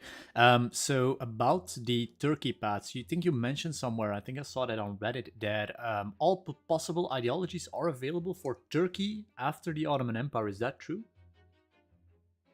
Yeah, so that I just said it's like if you fail the Desert War and you go to become the Republic of Turkey, you will be able to do all ideologies except Social Democrat. So no social democracy for the Ottoman. Everything else, yes. Is there an ETA on the release of these reworks? Like, do we have a release schedule? Is there anything you can share with the community? No, so I'm willing to share that the code is looking very good, but the thing is, we're all volunteers. We all have other appointments in life, and it might be that you just get a bad month of coding, and you get 10 lines out. There's another month and you get thousands out. So it's very, it's not a continuous work. So I don't want to promise anything. we have a lot of stuff done there. I think we hopefully will be able to soon get to teasing stuff more, because we like to tease stuff when it's ready. And so it is looking very good. I don't want to set a timeline, because then we're just going to fail it, and people are going to take what I say here as a bit of a promise, which is, of course, would be if I said it. So I'm sorry, but I can't put anything. But okay, I can say it's going to come this year, which is not a big thing in February. Okay. But soon plus 2 weeks. I think that's a more than fair answer. yes, that's the usual answer. Yeah. Yeah, it's the classic Vincent. The classic one. Is there anything else you'd like to share vis-a-vis the rework before we move on to new questions? No. All I wanted to say is that it's important to when you play the Ottoman Empire, or play anywhere in this region, is that we try to represent a version of history. We also are aware of the limitations of Parsifying 4 within what happened in real life, or like the atrocities of a war or something. So we are always trying to be mindful of that. But just because we always be mindful of what those ideologies were, and do not just be overwhelmed. Do not just believe because you see a social liberal flag there, or you see another ideology there. It's these aren't everything. You have to sit down and maybe read the event, and always pay attention to what's going on. We try to put as much care into these, and try to approach it with as much empathy and care to make these. It's the end of the thing. It's the real thing happened to humans. This, of course, is just fantasy, but it's and everybody who is going to play it to also consider it as it's could have happened, or before you use any of these ideologies, always think about, is it worth it? Is it not? So yes, that's what I want to say. So one of the things we set up in this documentary is a little bit of the internal politics, because you do mention internal politics. Are we able to basically follow a national focus path that brings us into an anti-Kemalist faction into power? Like, can we see the Al-Azam administration return in a playthrough as the Ottoman Empire? So not the Al-Azim, but there are others. There are opponents of Kemal. So Kemal starts in power in 1936. He is the Grand Vizier, but if his modernization plans fail, you can get the decentralists first in power. They're led by Prince Sabahattin. I can't pronounce Turkish, so I'm not sure if it's a good pronunciation, but he can come to power, and then if he fails, there can be other leaders into power. I think it's important so this was a good example. You very often you will see that these are the liberals, or these are the Democrats, and Kemal is an authoritarian Democrat. But on the other hand, it's very important to see that Kemal has such a large opposition because he's against the Islamic policies. So the liberals are also pro-Islamist. So it's as a modern person, it's always important to know that, like, why are they opposed. But Kemal has lots of opponents, and you can play as them. Yes. Yeah. Okay, that makes a lot of sense. I have a question from chat here. So people asked, if we get in the Turkey paths, do we get a way to reclaim lost territories if we end up collapsing the Ottoman Empire and we play as Turkey afterwards? Yes, depending on the past. So all Turkeys, as far as I know, are able to reclaim something. So if you lose any ethnic Turkish lands, you will be able to reclaim those.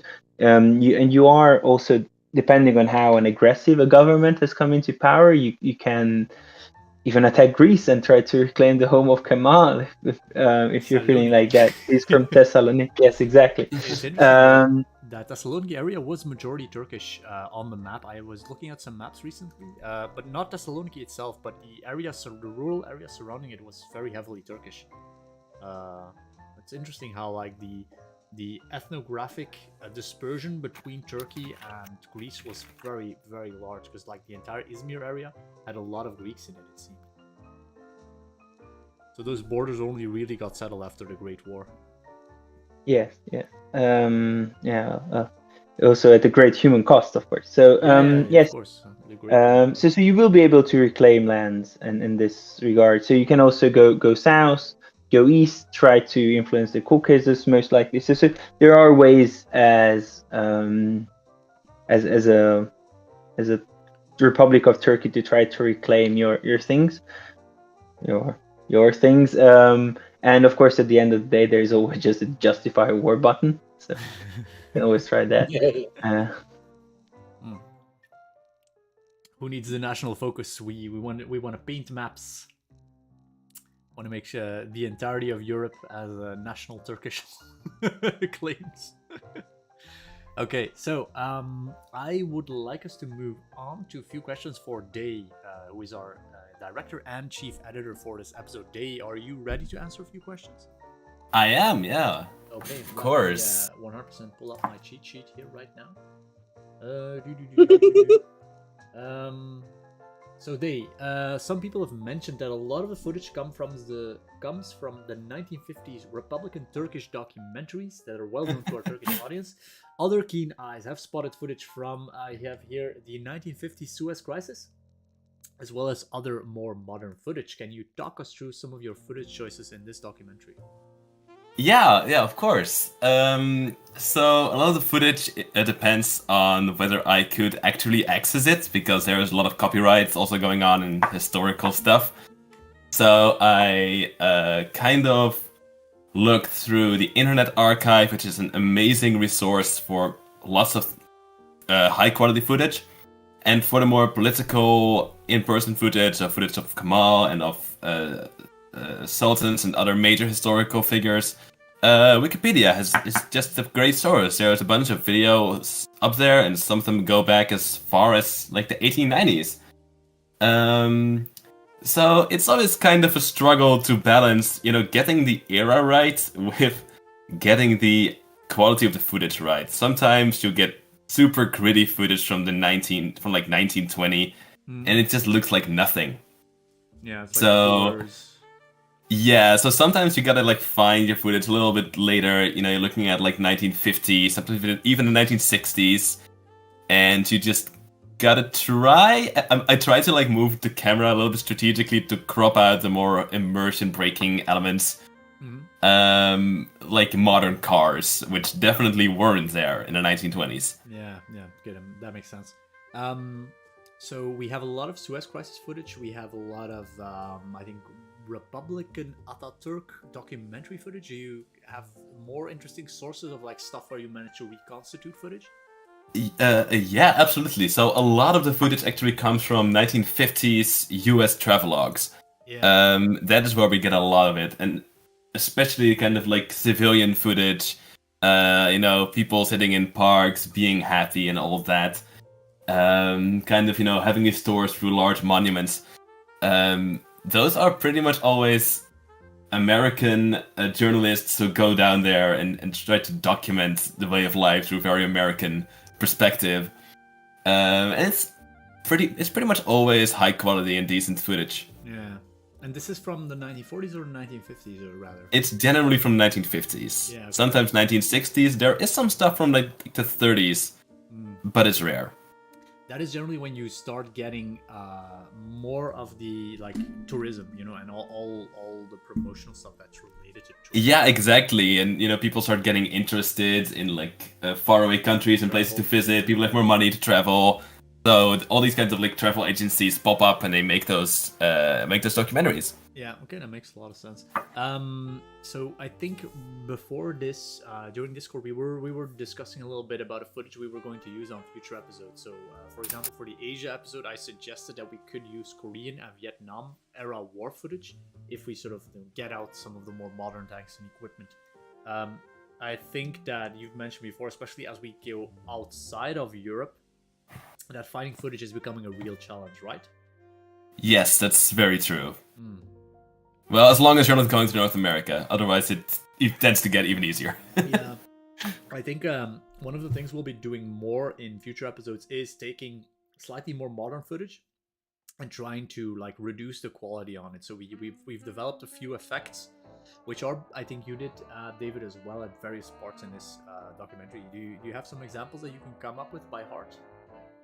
Ooh, that's a tricky one. So at one point, I believe I used footage from the early 1980s, where I used a couple of dust overlays, and of course getting everything to grayscale, messing with contrast a bit. to, try and maintain plausible deniability that it could also be the 1930s if you really stretched it. Yeah. And these shots are often more or less filler. For the really important and critical shots, I either, use a really good quality footage or I throw in an animation. Because, fortunately within Kaiser Cat cinema, there's also this luxury to just switch between styles. You don't have to always use historical footage if it's not there. Yeah, I think we sort of solidified the template that we use for Kaiserreich Documentary now, where it consists generally of 7 or 8 typical things that we switch between, and it will generally give you enough footage to like make runtime happen. That is historical footage. That is the newspaper read, as you can see on my screen right now. A paint on, which I think is always very useful. It's just a very subtle paint brushstroke effect where we can use basically any hand-drawn image. Then we have photo zoom related to paint on, but it's just a still photo where it's like all, and the projector effect sort of all ties it together because we use the same effects on each one of these animations. So that's why you get a sense of consistency. I think what's also doing a lot of work for us, David, is the idea that we are using very old footage, so it's extremely decayed, and a lot of the footage is very poor in quality, but people, like, you expect that because this is, we are talking about the era where there is poor quality footage. So you're lucky if you can find anything at all. yeah, basically. So that's part of the creative back and forth that we do when we make Kaiser documentary episodes, especially for this one. I think we worked on it for 3 or 4 months, I think, back and forth from script to here. Yeah, I think so. I think we started in like late September, early October. Yeah, it was a pretty considerable episode. Actually, you want to announce the next episode in the Kaiser documentary series, talking about length, because it will be a shorter one as well. Yeah, sure. Before that, maybe I can talk about some one question I see popping up in chat about a picture of the Lausanne conference in 1920. Mm-hmm. And yeah, I think I actually did use that because there were quite some high quality photograph on there, so that's very well spotted. So yeah. Mm-hmm. So, do you want to announce the next episode in Kaiser? Yeah, of course, 100%. So we are working on some smaller documentaries that kind of like spin off from these super large ones, and the next one we are going to focus on Bulgaria. Since it's like the 4th central power, and the things that happen in that small Balkan Sodom. So pretty much you've seen the little things about Bulgaria. You've seen that it's pretty much taking more than it can really take, and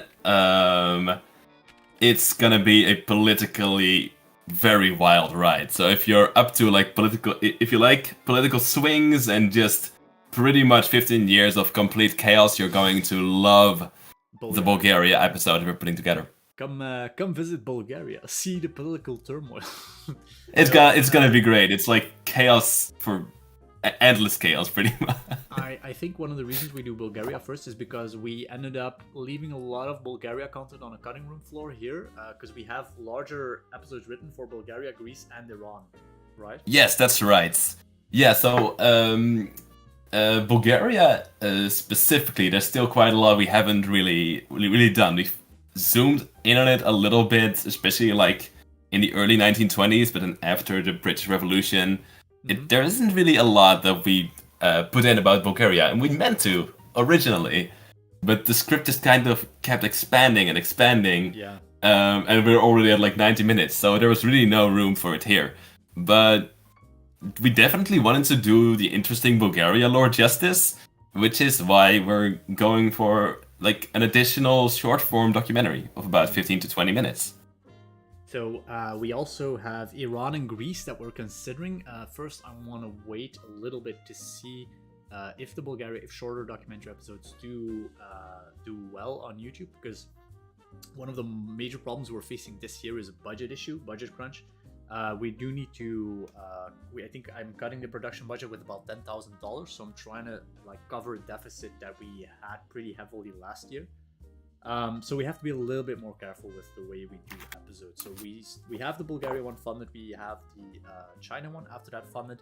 Even more documentary episodes this year is going to depend a little, on the results, and maybe if we can get a sponsorship or two to cover that bridge, basically.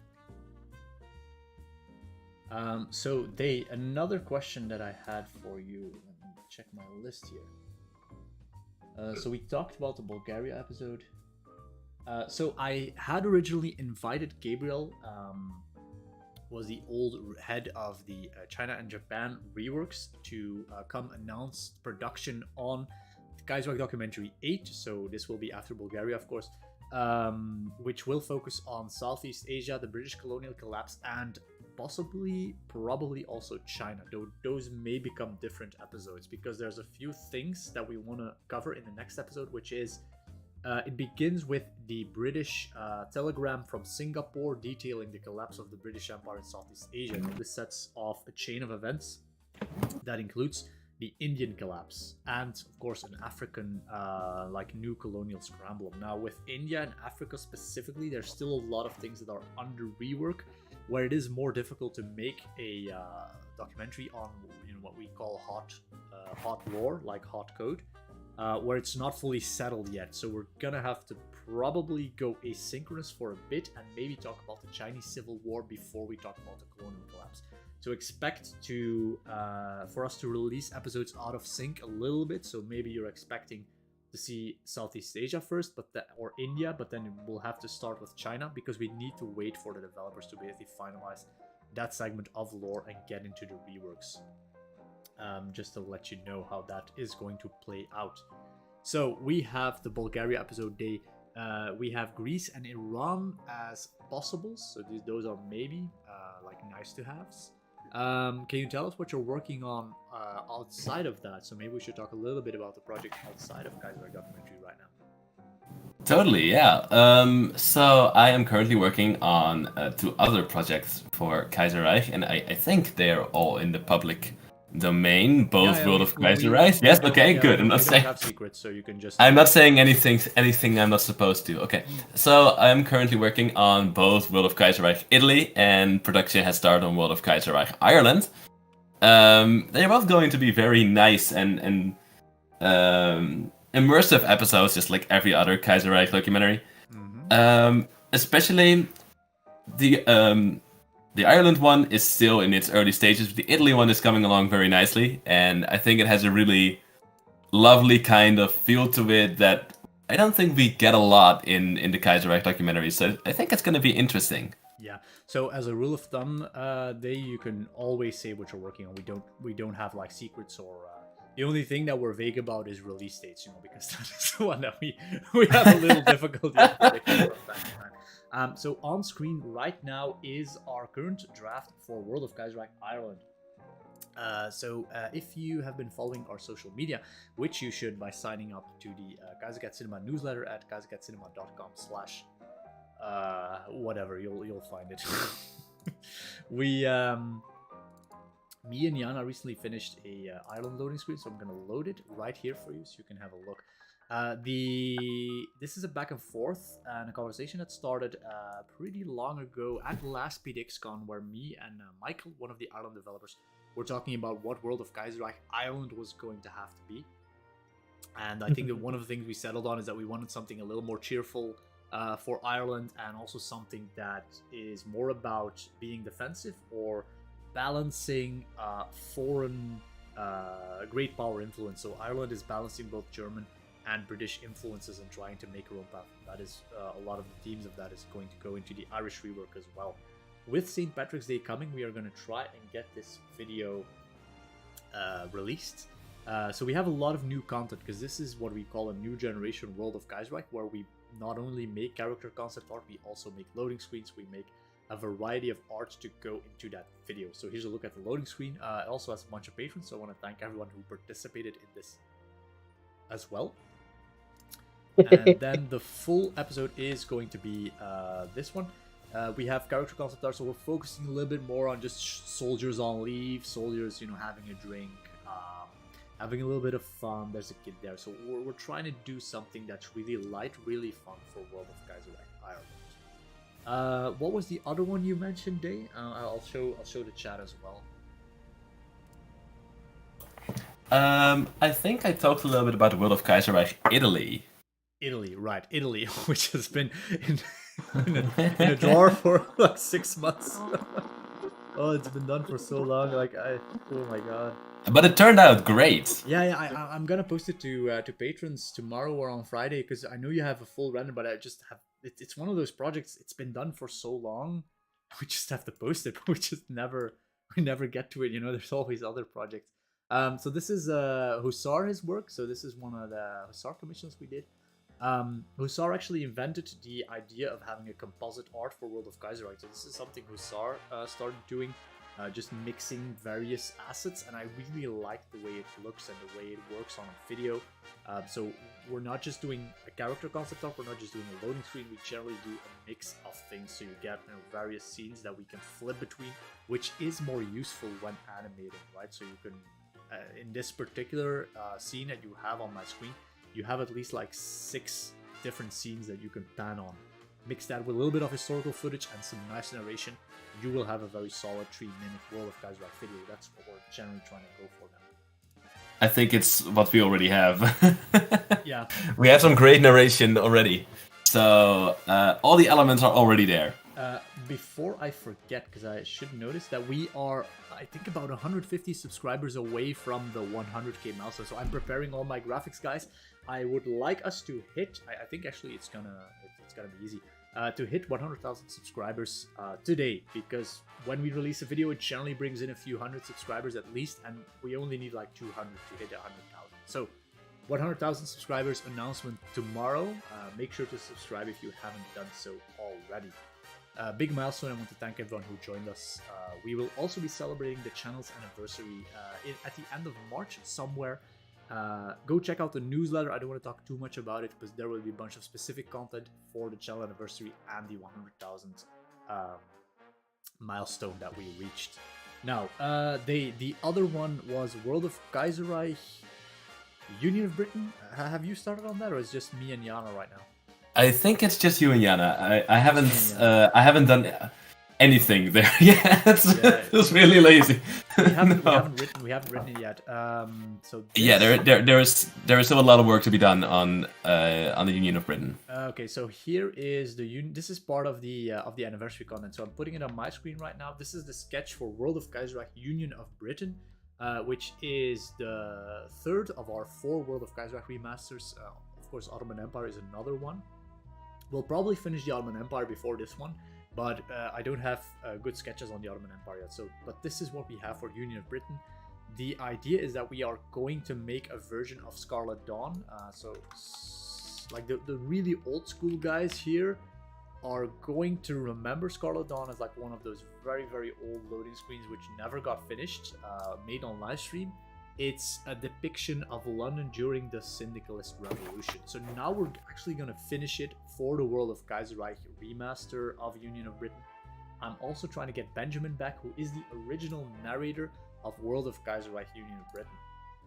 And here's a sketch of what that specifically looks like. So we have World of Kaiserreich Union of Britain. We have the old characters coming back. This time we are expanding it with some patron frames. This is like a photo bash Yana sent me, which I think was really cool, to be showing a bunch of patrons like celebrating conquering London or being part of the Union of Britain military right after the fall of the city. And we have some idea that it's going to be some kind of barricade scene as we have in the original Scarlet Dawn, with the classical, I'm not sure what the term for that is, but like a double-decker bus that you see in London everywhere. That is going to be part of the anniversary content, essentially. Actually, I'm pretty sure I could just show... do you have it rendered, World of Kaiserreich Italy, or is it inside of Premiere? Give the guys a scoop. Oh. Can I show it, the World of Kaiserreich Italy? Oh, sorry. Yeah, no, it's rendered. The music choice isn't fully finalized yet. You need to get the one with the right free music. Yeah. But yeah, I think it's coming along nicely. And you can show it all you like. Okay, I'm gonna load the scene. We still have about 15 minutes before the live stream, and so we have a little bit of time. Give me a second while I generate peak files. You can see all my weird choices when you haven't when you haven't had a chance to alter them yet. Yeah. Let me cut the music. Let me see if I can play this for the chat. Interesting. You will find the place at about an hour's walk from the center. The Italians sneaking across the the Borgo balls now. Ticino and ducking through a gap in the border wall. Good And there it is. layering, Dave. A small clearing in the woods of Batella. Yeah. Deep within the Italian heartland. It's a place where the border guards' patrols don't reach. And that is where I first met you. No. Lucia, my love, mia cara. When we grew up in the turbulent 1910s, we knew little of the storm raging outside. We were young and in love. The war was such a distant... Sorry to pause this for you, Chad, but just to give you a little bit of context, we're going to release this in spring, so it's really like spring, Ghibli, nice and happy world of Kaiserreich. We're trying to make it a little bit romantic. thing. Your father despised it, of course.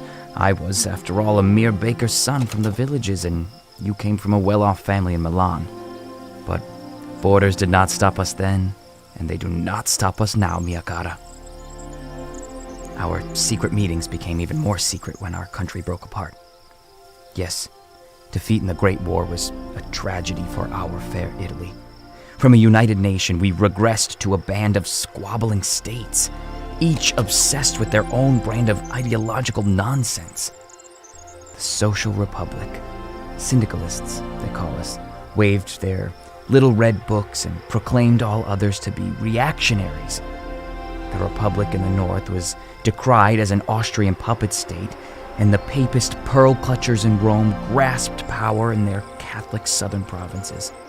I could not tell you the details, mio caro, my love, for I am not a historian and care little for the fate of nations. Italy is a geographical construct, they say now. A relic from the past, but Italy exists in the hearts of the people, Lucia. As our love has weathered this storm, so too will the love of the Italian people for their homeland. The Germans and the Austrians may draw their arbitrary borders, rule their little provinces, but they are cold, heartless creatures, and they too will pass. Like the Roman Empire, the German Empire will crumble and fall in time.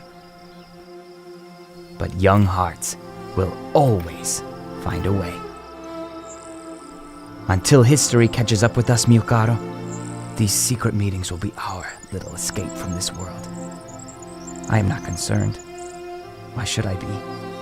I have the love of a beautiful woman, a fine bottle of wine, and a long summer ahead of us. To us, my love, and to Garibaldi's hope that Italy may one day be reunited.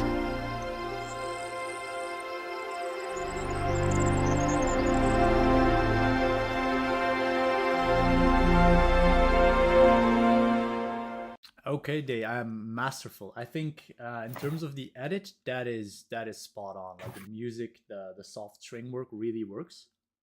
Yeah, I tried to preserve a little color in it as well, because I feel like this is a more colorful approach to the normal, like, doom and gloom war coming approach. So I was actually really happy with the ability to get some colored footage in there.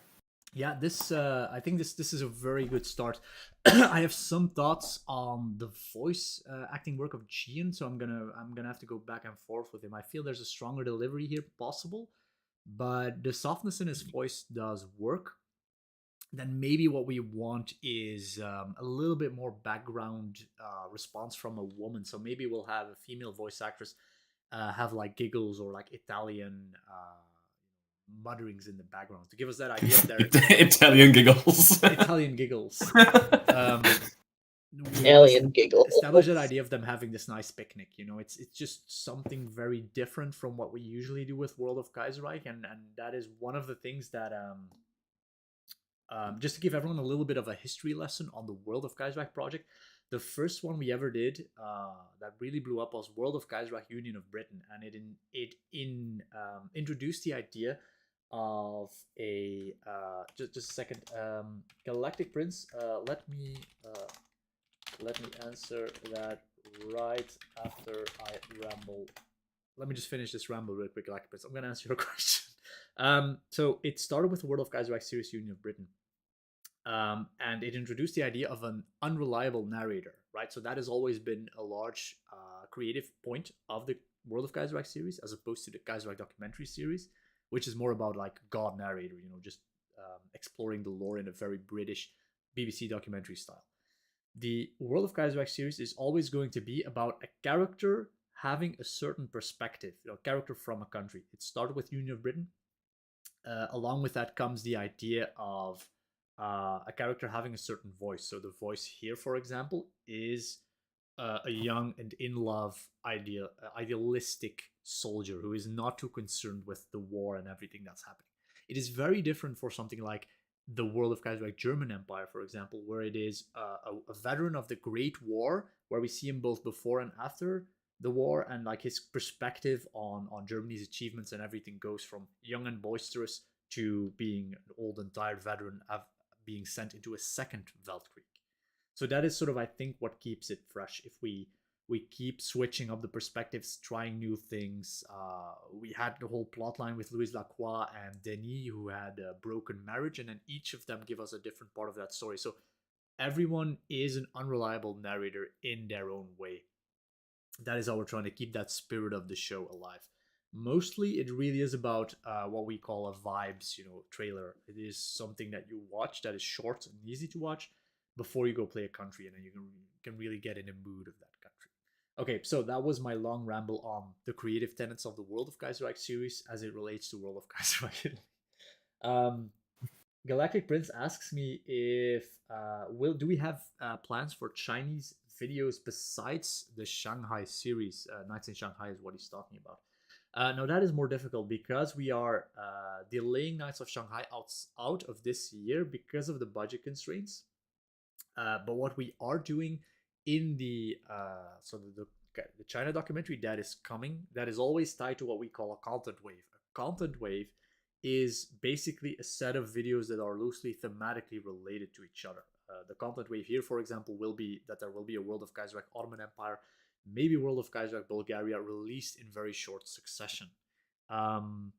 For China specifically, we want to do two very hotly requested ones, which is World of Kaiserreich Left Kuomintang. I think it's one of the most requested World of Kaiserreich videos right now. So Left Kuomintang will happen at some point near the end of the year. And World of Kaiserreich Legation Cities. And both of those tie loosely into the storyline of Nights in Shanghai, which we had earlier, and will feature the same actors. So we have the return of Duncan, Walter Lutch as Duncan, and the return of Emily Serdal as Louise Lacroix. So that is just a little bit of teasing. It depends all on our budgetary situation, which we're trying to closely monitor. As I mentioned before, the biggest problem we had last year is a very, very large drop in webshop sales, which really killed a large part of our budget. Now, YouTube has never been great, but it's getting pretty bad. Like last year, we're really struggling to make videos that have 100,000 views now. And it's really showing in terms of like the budgets that we can generate to make shows. So that is something we're going to have to like play by ear. We definitely know what we want to do right now. How expansive the China chapter will be will depend on the budget is available at that point in the year.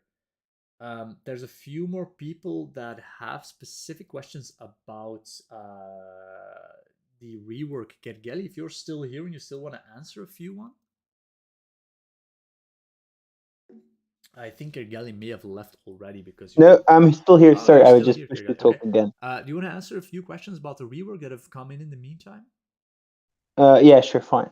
Okay, so Big John asks, is there a Mamluk focus for Egypt? No, this is not EU4. Yeah, does he mean like Mamluk as in Mamluk cavalry? I think he means that something. No, so there is nothing like that. I think you can get some cavalry bonuses, but no, this is a very different Egypt, of course, with a very different setup. There are no Mamluks anymore. I don't think it's a good idea to ride camels in the desert against long-range artillery like this, or a machine gun position. Oh, but irregular cavalry is so fun. I mean, it's cool. Like I'm not denying the cool factor of like a machine gun on a camel, but you know, this isn't Metal Gear. Metal Slug. What's it called? You know, Metal Slug, where you have The the there's a type of enemy and like a type of mount where it's a camel with a machine gun on it, a Vickers machine gun. Great Sounds about right. Mamluk Cavalry Corps. Nice, nice. I'm going to go through the chat for a minute. So we have about 15 minutes until the full release of the video. I am also going to put it in chat and in Discord. Make sure to sign in.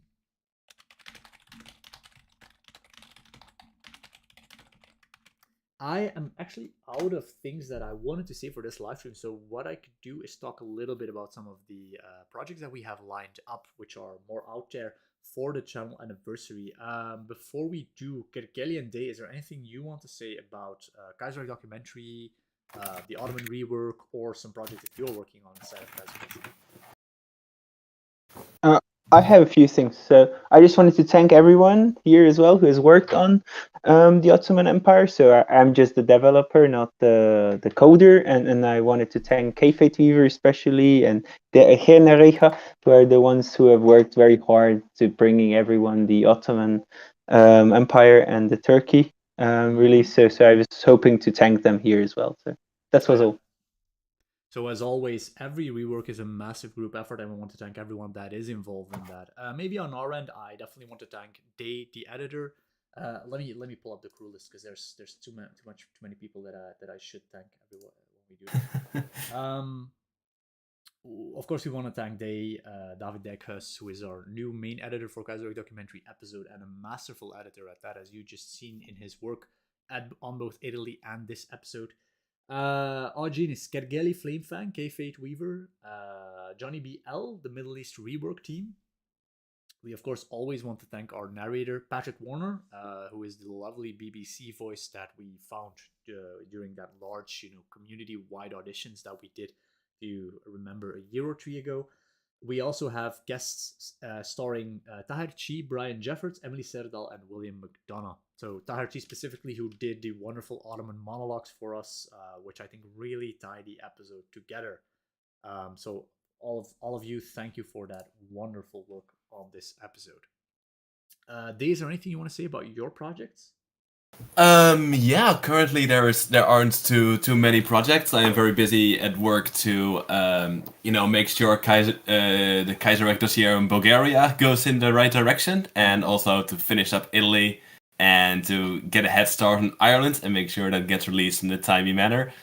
And I definitely want to thank everyone who came to chat and shared this live stream with all of us. I think it was really, really nice to have people there. And it's one thing to have a documentary in an editor and just look at it like many hours a day and tweak what needs to be tweaked.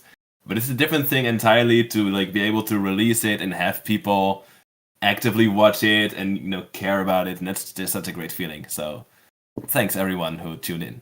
Yeah, so I'm actually looking forward to seeing some of your future work at the channel. Now, Dave, if you don't mind, what we could do is you could get a train ticket to the KCC office, well, my home office, and you can expense that to me, so you can add it in your invoice. But I think it would be cool if you did the outro for the next Kaiserreich documentary wave of content. So I can set up the studio for you, so it will be the way I do it, but you have to read. Who knows? Maybe if I'm... It's not that hard. It's teleprompter, right? I have a teleprompter now. Maybe we should split test, just have a couple ones do you, a couple ones do me, and see which one performs better. It's not always about the nicest presentation. I think it's just cool for people to see the people that are actually working on the episode. So it's I think it would be cool to have you, just to know that's an open invitation that you can come to the studio and be actually do the outro segment of the episodes that you're working on.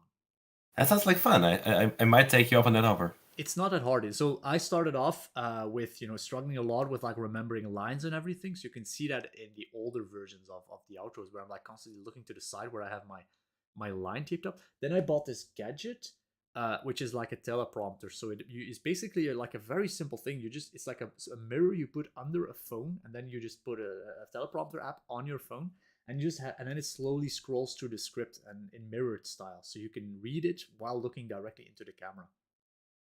You know, if you want to do like a little April Fool's release, you should just release my entire reading of this one, because before we get the official voiceover, I already start doing some edits, and I like VO everything with my own voice, and it just doesn't sound good. So this is what we do commonly. Like I release animatics with my own voice all the time. Like this is how we figure out the first pass of the edits. Generally, the easiest way to just read it in.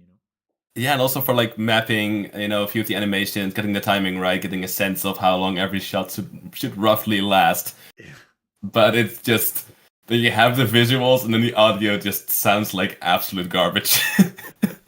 So another massive thank you for our actually talented voiceovers and voice actors. That is, they do.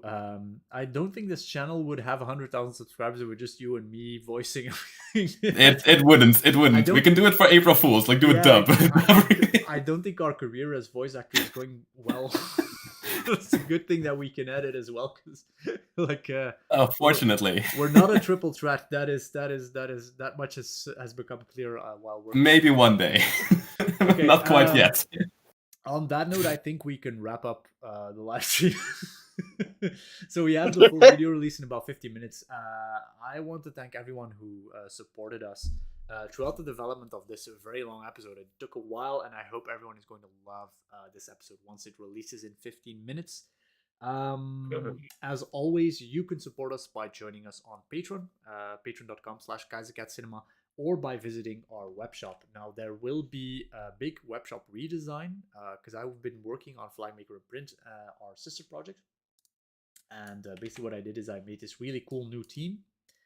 It looks like this. Obviously, it's not going to have an app running in the middle, but we will have soon we will have a custom new web shop interface which looks a little bit like what you have here, like with very nice full screen images, or like a quick view of stuff. This is a theme that I bought for FlagMaker and Print, and I can also use it for Kaiserreich Cinema. Keep an eye out on that. We will probably release it on the channel anniversary, which should be about I want to say the 21st of March. We don't have a very specific date for the 7th anniversary of the channel because, it depends on what you take as the anniversary date. I've never fully set that. So the general end of March release is what we're looking at. Okay, I am going to cut it here. Support us by buying merchandise, by visiting FlagMaker and Print, our sister project, so you can design and print your own flags. Visiting Patreon, or just signing up to the newsletter, or hanging out and sharing our videos. 100,000 subscribers probably tonight, so make sure to press that subscribe button. I want to thank you all for your continued support to Kaiserreich Cinema, and I will see you all for the next one. See you guys. Peace. Now, Bye. I need to check Bye. Kaiserreich Cinema, and I will see you all for the next one. See you guys. All right. Peace. Support